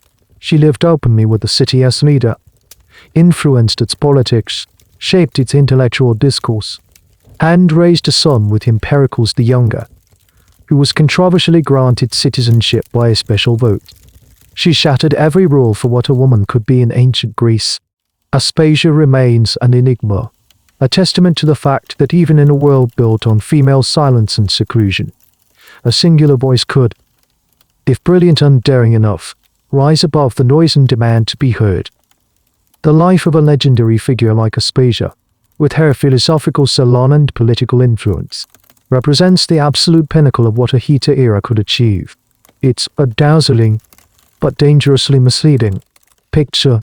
For every Aspasia, there were thousands of other women for whom the life of a companion was not about debating Socrates, but about something far more pragmatic and precarious, making a living. Let's step away from the legend and look at the economics of this profession. At its core, The life of a Hetaira was a business. She was an entrepreneur, and her product was a carefully curated experience of pleasure. Unlike the wife, who was part of a property exchange between men, and unlike the slave girl, who was herself property, the successful Hetaira was a free agent in a marketplace, and companionship was a commodity with a price tag. How much did it cost? This is a tricky question, as prices varied wildly based on a woman's fame, beauty, skills, and the specific services requested. We have scraps of information from ancient comedies and courtroom speeches that give us a tantalizing, if incomplete, glimpse. A night with a lower end Hetaira might be a few obols, pocket change, but an evening with a sought-after, highly skilled companion could cost a mina or more a huge sum of money, more than a skilled craftsman might earn in several months. The transaction wasn't always a simple fee for service. Often, it involved longer-term arrangements. A wealthy man might become a Hetaira's primary patron, essentially putting her on a retainer. He would pay for her housing, her fine clothes, her servants, and her expensive perfumes. In return, he would have exclusive or semi-exclusive access to her company. This provided her with a degree of financial stability, but it also made her dependent on the continued goodwill and generosity of a single man. This financial independence is the most radical aspect of the Hetaira's existence. In a society where citizen women could not own property in their own name or conduct business, a successful Hetaira could accumulate significant personal wealth. She could own her own home, manage her own finances, and even own her own slaves. This economic power gave her a level of autonomy that was simply unthinkable for her respectable, cloistered counterparts in the Guinea Icon. Consider the strange case of a woman named Neaira, whose life is known to us through a courtroom speech delivered against her. The speech against Neaira is a vicious character assassination, but it inadvertently provides a detailed, if biased, biography of a 4th century woman who lived on the fringes of society. Neaira was allegedly a slave who was purchased and trained as a Hetaira. She had multiple patrons, saved her money, and eventually, with the help of some lovers, managed to purchase her own freedom. She then continued her career as an independent agent, traveling, managing her affairs, and raising her children. The speech aims to condemn her, but in doing so, it paints a picture of a remarkably resourceful woman navigating a brutal world, using the only asset she had, her body and her wits, to claw her way to a semblance of freedom and security. But this economic freedom came at a very high social price. Hetaira had no honor in the traditional sense. She was a public woman in a society that valued female seclusion above all else. She had no curious, no male guardian to protect her. This made her vulnerable. If a patron abused her or refused to pay, she had little legal recourse. Her word in court would always be suspect. This leads to a central, unresolved debate among historians. Did the economic independence of the Hetaira translate into genuine personal freedom on one side? Some scholars champion them as proto-feminist figures, women who rejected the stifling confines of marriage and domesticity to forge their own paths. They see their financial success as a form of liberation, allowing them to live as they pleased, associate with whomever they wished, and cultivate their minds. On the other side, many historians argue that this freedom is an illusion. They contend that the Hetaira was simply a different kind of unfree. She was a slave not to a single master, but to the marketplace. Her independence was entirely dependent on her ability to please a succession of male clients. Her value was tied to her youth and beauty, assets that were inevitably fleeting. The aging Hetaira, no longer able to command high fees, faced a future of poverty and obscurity. She had traded the gilded cage of the oikos for the gilded cage of the marketplace. The life of a Hetaira was a constant, high-wire balancing act. She had to be desirable but not cheap, intelligent but not intimidating, independent but not alienating. She had to manage her finances, her reputation, and her clients with consummate skill. It was a life of radical insecurity, for the few who reached the top. like Aspasia, or even for the survivors like Eniira. It offered a glimpse of a life lived on their own terms. But for every one of them, there were likely countless others whose stories we don't know, who failed to make the right connections, who fell into debt, or whose beauty faded too soon, leaving them with nothing. The companionship she offered was expensive, but the price she paid for her precarious freedom was even higher. We spent the evening in the warm, perfumed glow of the symposium, in the company of witty, expensive hetairai. Now, it's time to leave the villa. We're going to walk away from the elite neighborhoods, past the grand public buildings of the Agora, and into the narrow, darker, and more crowded streets of the city. The air here smells different. It's a mix of cheap wine, frying fish, stale sweat, and desperation. The sounds are harsher drunken shouts, arguments spilling from tavern doors, the crude laughter of sailors and laborers. Here, in the less reputable districts near the port of Piraeus or clustered around the marketplace, you will find the other side of the transcational coin. You will find the pornei. If hetairai was a word that suggested companionship and sophistication, porne was a word that was brutally direct. It comes from the Greek verb pornemi, which means to sell. A porne was, quite simply, a woman who was for sale. There was no pretense of intellectual companionship, no artful conversation, no poetry. This was the raw, unadorned business of sex. These women occupied the lowest rung of the sexual and social ladder, just above the slave who was entirely owned by a single master. They were often slaves themselves, owned by a porno boss, a brothel keeper or pimp who took almost all their earnings. Others might be free women, perhaps impoverished widows or foreigners with no other means of support, forced into the trade by dire economic necessity. Their clientele was not the elite philosophers and statesmen who sought out hetairai. Their customers were the common men of Athens, the soldiers and sailors on shore leave, the small farmers in town for the market, the artisans, the laborers, and even the slaves who had managed to save a few coins. This was sex as a basic commodity, accessible and affordable. The price for a porne was often just an obol or two, the smallest of coins, the equivalent of a loaf of bread. You see them standing in the doorways of cheap taverns, their makeup cruder and more garish than that of the hetairai. Their clothes are not fine linen, but rough, functional tunics. They call out to men passing in the street, their sales pitch direct and stripped of all subtlety. There is no game of courtship here, no pretense of romance. It is a straightforward commercial transaction. A particularly bleak detail of their existence comes from their footwear. Archaeologists have found examples of ancient sandals with a peculiar feature: the soles were studded with nails arranged to spell out a phrase. As a woman walked on a dusty or sandy street, she would leave a trail of imprints behind her. One surviving example spells out KOLOUTHE. It means follow me. It was a walking advertisement. Her every step a solicitation.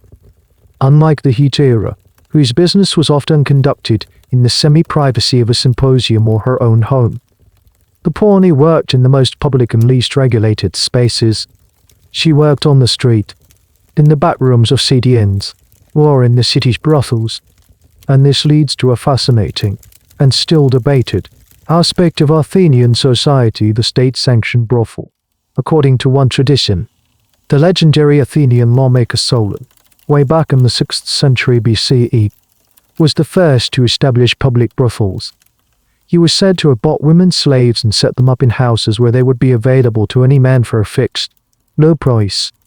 Why would the state do this? The stated reason, according to the ancient sources, was civic and pragmatic. It was seen as a measure to preserve social order. The argument was that young men, filled with the natural and inevitable pressures of desire, needed a safe and affordable outlet. By providing one, the state could prevent them from molesting respectable citizen women, the wives and daughters of other citizens. This is the core of the academic debate surrounding the topic. Was Solon's alleged reform a progressive act of social planning, A way of managing public health and protecting the sanctity of the citizen family, or was it the ultimate act of state-sponsored objectification? A system that institutionalized the idea that some women's bodies were a public utility, a collective resource for the management of male lust. Was it about protecting citizen women, or simply about defining another class of women as explicitly unprotectable? The historical reality of Solon's brothels is difficult to prove definitively, but the existence of state-taxed prostitution in the classical period is well documented. Brothel keepers were required to pay taxes to the city, just like any other business owner. This tells you everything you need to know about the official attitude. It was not a moral issue, but a commercial one. It was a recognized, if lowly, part of the city's economy. The life of a pawnee was one of profound vulnerability. She had no social standing, no honor to protect her. She was subject to the whims of her owner and the often brutal demands of her clients. The threat of violence and disease was a constant reality. Unlike the Heta era, there was no possibility of a glamorous retirement or a comfortable old age. It was a life of quiet, grinding desperation, lived one transaction at a time. They are the silent, unnamed women whose bodies formed the foundation of the city's sexual economy. The forgotten counterpart to the celebrated wives and companions whose names and stories managed to survive. You step away from the woman with the message on her sandals, her imprint fading in the dust. You continue down the narrow, crowded lane. Most of the doorways lead to taverns or tenement houses, but one looks different. There is no loud music spitting out, no raucous laughter. It's just a heavy, closed door, unremarkable except for a single, flickering oil lamp hanging above it, casting greasy shadows on the wall. There's a sense of grim functionality about it. This is a pawn, a brothel. You push the door open. It groans on its hinges. The world you step into is a universe away from the symposium. The air is close and smells of stale wine, sweat, and cheap, smoky lamp oil. There is no music, only a low, functional murmur of male voices and the shuffling of feet on a packed earth floor. The first person you see is the master of this establishment, the Porno Boscoes. He is not a shadowy villain, he is a businessman. He sits on a stool near the entrance, the wooden box on his lap for the coins. He is a type of man universally despised in Athenian society. To profit from the sale of human bodies was seen as the most dishonorable of trades. Yet, he is a recognized, untaxed, part of the city's economy. His existence is a testament to the city's pragmatism. He glances at you, his eyes devoid of anything but commercial appraisal, and then looks away, waiting for your payment. You look past him and take in the layout of the place. It's brutally simple. A short, central corridor is flanked on both sides by a series of small, identical rooms. There are no doors. Each entryway is covered by a tattered, heavy curtain, offering the barest illusion of privacy. It looks less like a place of pleasure and more like a human warehouse. This architectural design is not a figment of imagination. When archaeologists have excavated buildings in ancient cities that are believed to be brothels, this is often the pattern they find: a honeycomb of small, uniform cells, built for maximum efficiency and throughput. They were designed like factories. Peeking past a curtain, you see the inside of one of these cells. It's tiny, barely large enough for a narrow stone or wooden cot with a thin, stained mattress. There might be a small niche in the wall for a single oil lamp. That's it. No decoration. No comfort. No humanity. It is a space stripped of everything but its function.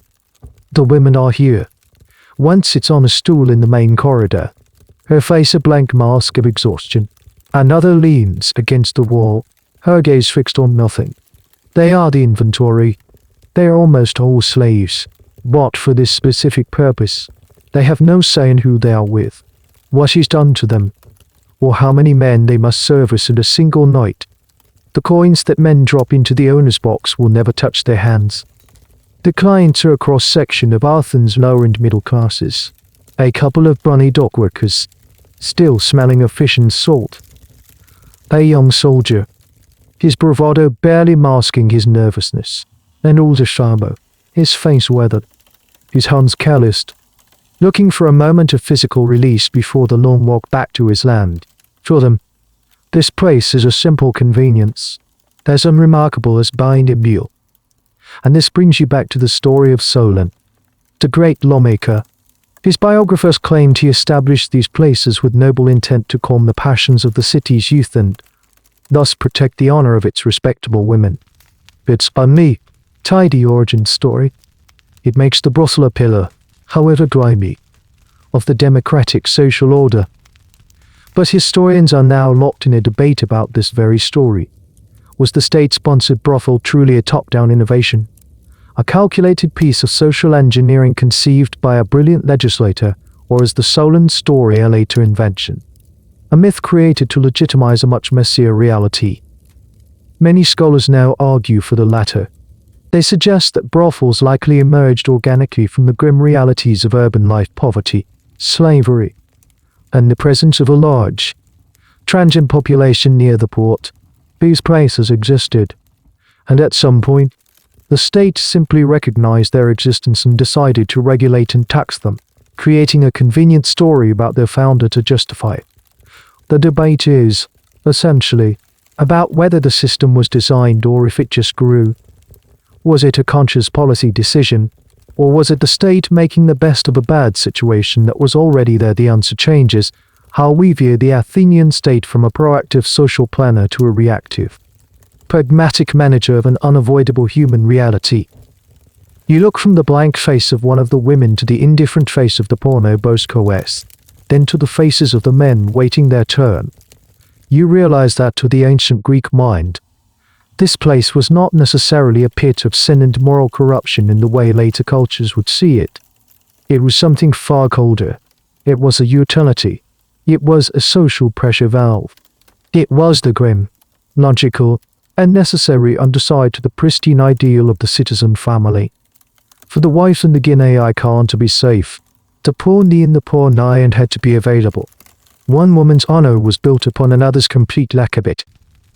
You turn your back on the brothel, the heavy door closing with a dull thud, sealing that world of grim functionality behind you. You need to cleanse your palate, to find a space that feels different. You leave the cramped, low-lying districts and begin to climb. Your destination is a temple, perched on a hill overlooking the city, a place of white stone and open sky. As you walk, you think about the gods. For the Greeks, the gods were not distant, ethereal beings concerned only with morality. They were passionate, flawed, and deeply involved in every aspect of human life, from warfare to winemaking, and that included the messy, complicated world of desire. Aphrodite, the goddess of love and beauty, was not just a patron of blushing brides. Her domain was vast, encompassing every shade of human attraction. And this leads you to a concept that feels both intoxicating and deeply strange: sacred prostitution. You've heard stories, particularly about the great trading city of Corinth, with its famous temple dedicated to Aphrodite high on its Acropolis, the Acrocorinth. The legend, repeated by ancient writers like the geographer Strabo, is that this temple was home to over 1,000 hero-doulos sacred servants or temple slaves. These women, the story goes, served the goddess by offering their bodies to male worshippers who visited the temple. The fee a man paid was not for the woman, but was considered a religious offering to Aphrodite. The idea is almost poetic in its strangeness. An act that was purely commercial in the poor nigh and down below could, up here on the sacred hill, be transformed into an act of worship. It was a way to commune with the goddess of love through the most direct means possible. The worshipper received physical pleasure. The temple received much-needed funds, and the goddess, presumably, was honored by this celebration of the power of Eros that she embodied. It presents a world where the line between the sacred and the profane, the temple and the brothel, seems to dissolve entirely. But as you stand before the cool, silent stone of the temple, the wind whipping around you, a modern skepticism begins to creep in. You look for these sacred servants, these priestesses of passion. You see priests standing to the altar fire. You see caretakers sweeping the steps. You see families arriving with small offerings of cakes or figurines. You see no evidence of this divinely sanctioned enterprise. And here, you have stumbled into one of the most intense and fiery debates in the study of the ancient world. Did institutionalized sacred prostitution, as described by Strabo, actually exist in Greece? For centuries, the answer was a simple yes. Historians took the ancient sources at their word. It was accepted as a fact, a quirky and exotic feature of Greek religion. But in recent decades, scholars have gone back to the evidence with a more critical eye, and many now argue that the entire concept is a myth, a grand misunderstanding, or even a deliberate slander. Their argument is compelling. They point out that the most famous sources, like Strabo, were writing hundreds of years after the period they describe. They also note that Herodotus, another key source, was describing a custom in Babylon, not Greece, and he clearly frames it as a bizarre barbarian practice. These revisionist historians argue that the Greek word hierodoulos simply means temple servant. These servants, both male and female, did exist, that they were more likely to be groundskeepers, musicians, artisans who maintained the temple, or weavers who created the ceremonial robes for the cult statue. There is no direct, contemporary evidence from classical Greece that explicitly states their duties were sexual. So what was really going on? The modern theory suggests a massive conflation. Cities like Corinth were bustling, wealthy ports with a huge transient population of sailors and merchants. Of course there was a thriving sex trade there. And of course the most popular deity in a city like this would be Aphrodite. It's highly likely that there weren't any brothels near the temple of Aphrodite. Over time, later Roman or Christian writers, looking to paint the pagan Greeks as decadent, may have simply merged the two phenomena in their minds. Mistaking proximity for participation, they saw a temple to a love goddess and a thriving sex trade and simply drew a line connecting them. So was it a sacred rite? Or just a real estate reality? Was it holy service? Or just good business sense for a brothel to be located near and mark frequented by lonely men with money in their pockets? The academic world is still profoundly divided. It's a battle fought over the interpretation of a few ambiguous words and the reliability of long-dead travel writers.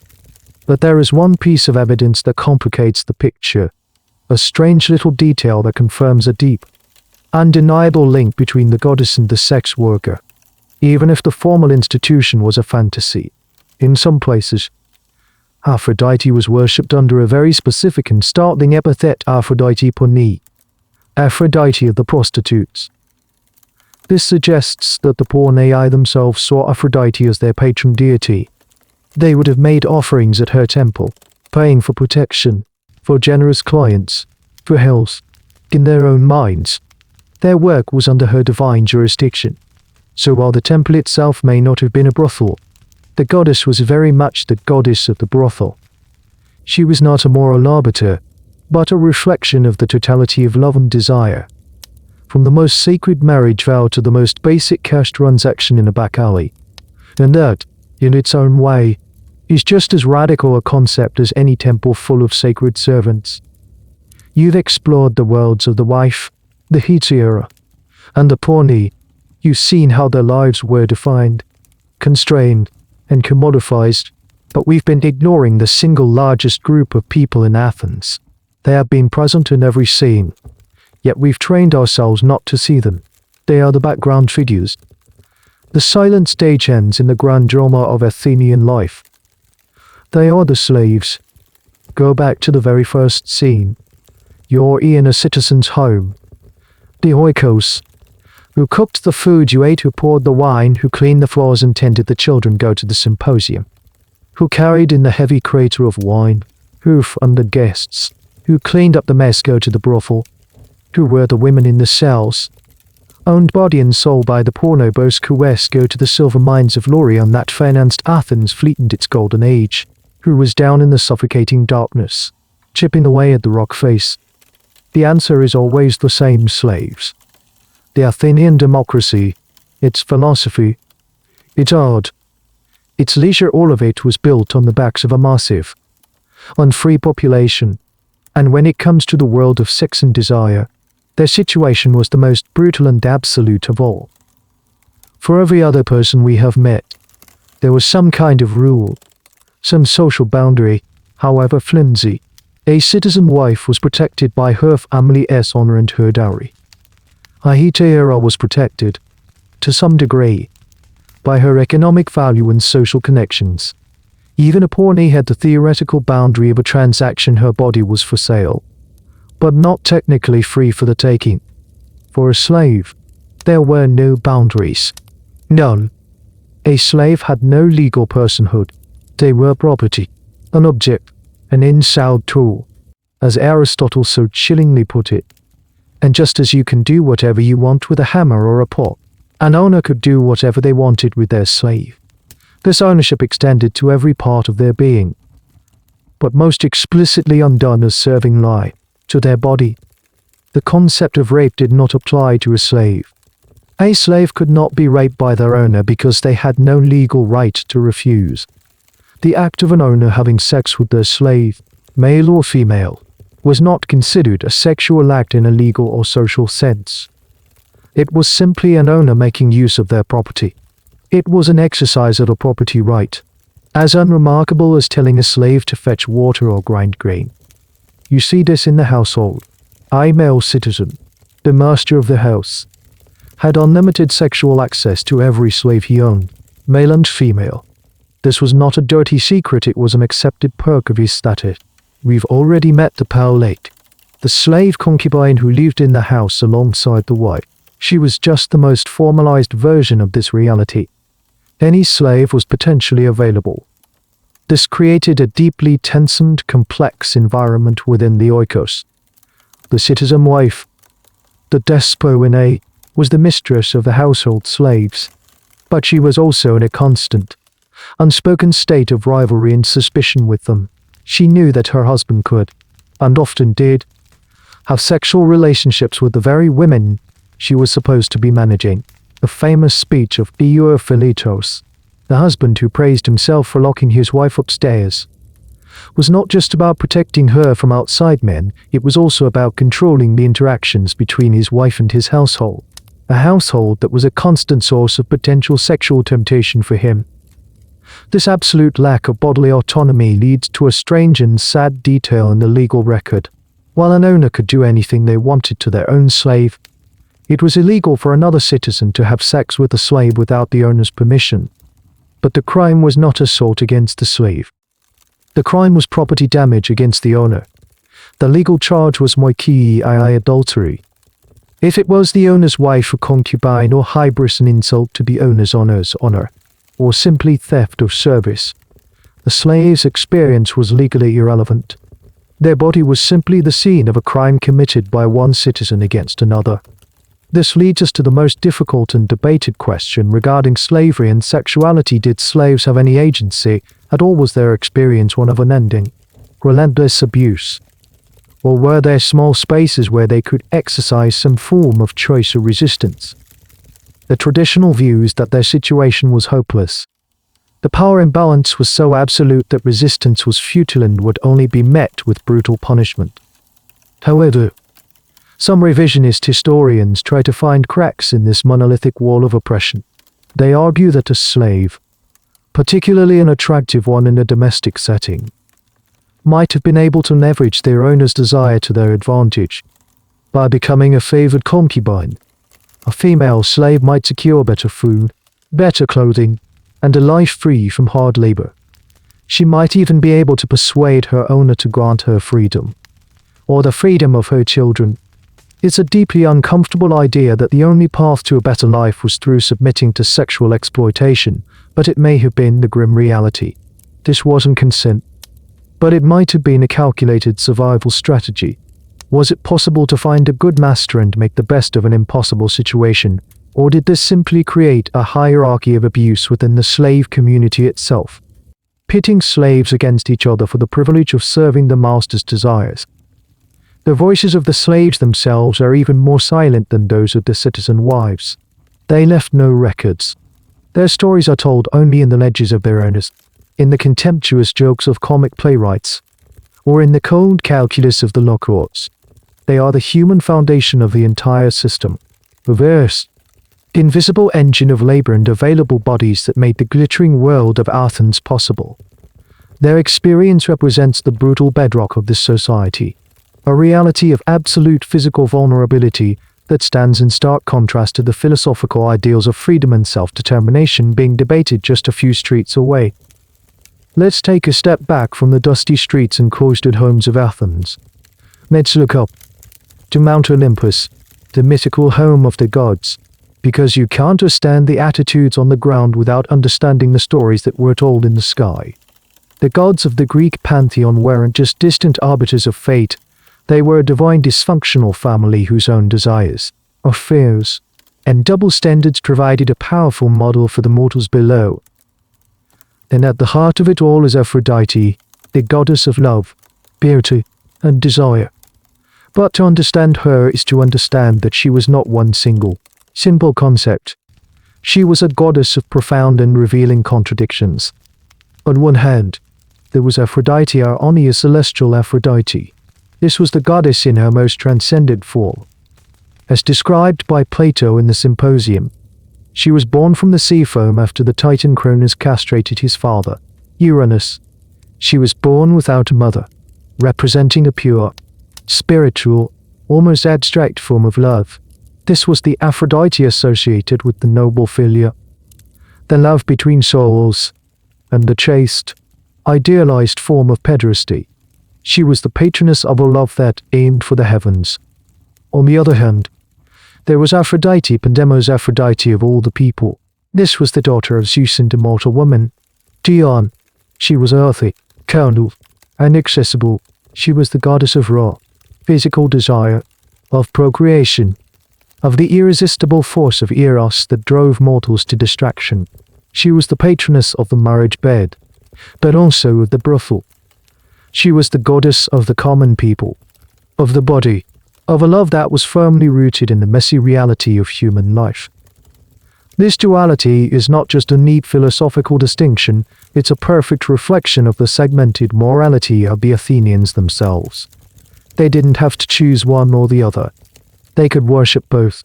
A man could pray to Aphrodite Aonia when discussing philosophy with his Gyromenos, and then make an offering to Aphrodite Pandemos when visiting a Hetaira or hoping for a son from his wife. The goddesses sanctioned the division of his own life. But the divine model goes far beyond this single goddess. Look at Zeus, the king of the gods. He is the ultimate patriarchal figure, the divine husband and father. Yet his mythology is a relentless catalogue of affairs and seductions. He famously transforms himself into as one to trick Leda, a shower of gold to impregnate Danae, and a bull to carry off Europa. He is a serial philanderer. His wife, Hera, is the goddess of marriage and family. Her role is to be the eternally faithful and eternally jealous spouse. She never has affairs. Instead, her stories are about her furious, and often cruel, revenge not against her cheating husband, but against the mortal women he pursues and the illegitimate children they bear. The Zeus-Hera dynamic is the oikos drama writ large upon the heavens. It presents a divine blueprint for a stark double standard. The male is expected to wander. His desires are natural and unstoppable force. The female is expected to be faithful, her primary role being the guardian of the legitimate household. The mythology doesn't just reflect this double standard, it normalizes it, gives it divine precedent. A man behaving like Zeus is, in a way, just acting in accordance with the divine pattern of his gender. A woman behaving like Hera, jealous but ultimately powerless to stop her husband, is also acting out her prescribed role. A strange and telling detail that highlights this is the story of Tiresias, the blind prophet. As a young man, he stumbled upon two snakes mating and struck them with a stick. As a punishment, Hera transformed him into a woman. He lived as a woman for 7 years, even becoming a priestess of Hera and marrying a man. Then, he found the snakes again, was careful not to disturb them this time. and was transformed back into a man, because he had lived as both sexes. Zeus here called upon him to settle an argument who experiences more pleasure in sex, men or women. Tiresias, speaking from experience, declared that women experience 9 times more pleasure than men. Hero, furious that he had revealed this secret, struck him blind. Zeus, unable to undo Hero's curse, gave him the gift of prophecy as compensation.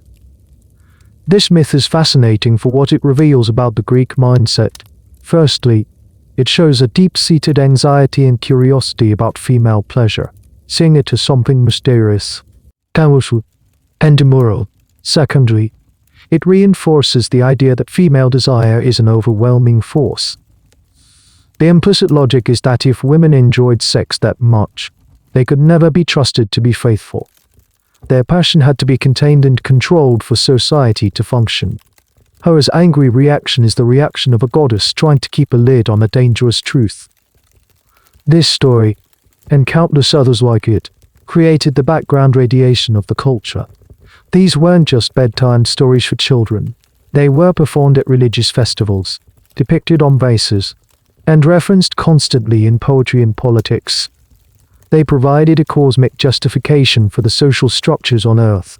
The debate isn't whether this mythology influenced society, but how much. Did the myths create the social norm?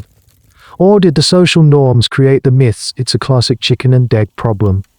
And historians are still debating the direction of the causal arrow.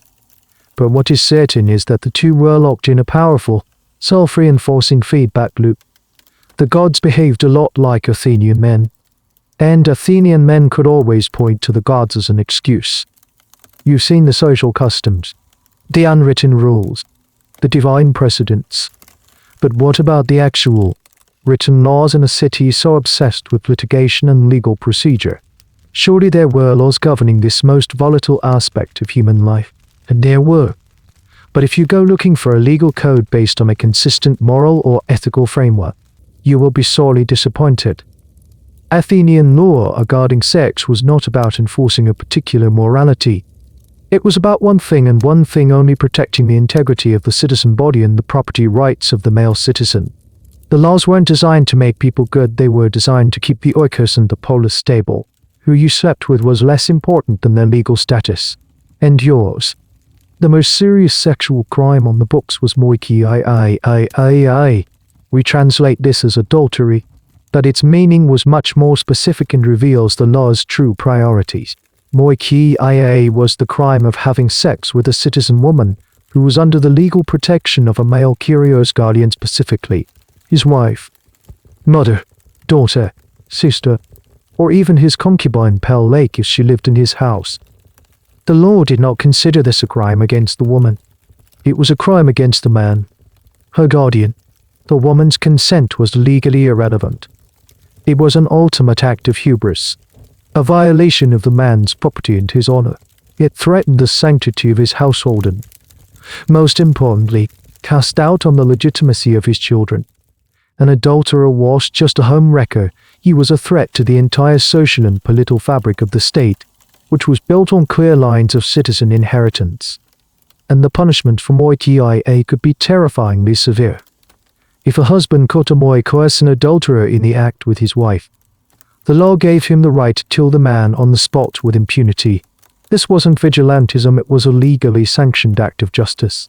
If he chose not to kill him, he could subject him to public humiliation, such as tying him up or parading him through the streets. Or more commonly, he could demand a huge sum of money in exchange for the man's life and freedom. Now, what about the wife in this scenario? She could not be killed, but her punishment was a kind of social death. The husband was legally required to divorce her immediately. Furthermore, she was forbidden by law from ever again participating in public religious festivals or wearing fine jewelry. If she defied this and showed up at a temple, any citizen had the right to rip her clothes and jewelry off her and rough her up. Short of killing her, she was cast out, a walking symbol of her family's shame. Contrast this with the husband's obligations. An Athenian man could not commit moikia with his own wife. By definition, A man could sleep with whomever he wanted, he or I, his own slaves without it being a crime, as long as the woman was not under the legal protection of another citizen. The legal double standard was not just a social norm, it was written into the very stone of the law. Here's a peculiar detail that perfectly illustrates this property-based logic. It was also considered moikia to seduce the wife of a Metica resident foreigner. Why not? Because the law cared deeply about the sanctity of a non-citizen marriage. It was because, as you'll recall, every Metic had to have a citizen sponsor. An affair with a Metic's wife was seen as an insult to that citizen sponsor, a violation of his extended sphere of influence. It was still a crime of one citizen against another, with the Metic family as the collateral damage. So what exactly did the law forbid? Not much. As long as you were a man and stayed within your lane. It forbade sleeping with another citizen's protected women. It forbade prostitution for citizen men, the graphiacheterizios we mentioned, because it signaled a servile character incompatible with civic duty. It regulated the business of brothels through taxation. And that was about it. This legal framework has been the subject of endless historical debate. Was this system a pragmatic and effective way to maintain social order in a society with vastly different expectations for men and women? Or was it a brutal legal instrument designed to uphold a tyrannical patriarchy, where women were eagerly classified as property and their personhood was utterly erased? Some scholars argue for a more nuanced, functionalist view. They suggest that in a world without DNA testing, these harsh laws were the only way to ensure the stability of lineage that was essential for the city-state's survival. It was a practical solution to a biological problem. Other scholars argue that this functionalist view is just an apology for a deeply unjust system. They maintain that the law was a tool of oppression, pure and simple, designed to give men absolute control over the reproductive capacity of women and the bodies of the unfree. The truth is that the law was not built on an idea of universal human rights. It was a firewall, designed to protect the server of the citizen male household from the viruses of uncertain paternity and challenges to his honor. It wasn't about what was right or wrong in a moral sense. It was about what was safe or dangerous for the system, and for the men who wrote the laws. The most dangerous thing of all was a woman whose desires were not under their absolute control. The sun has long set on our journey through ancient Athens. The last of the symposia have quieted down. The streets are empty, save for a stray dog or watchman making his rounds.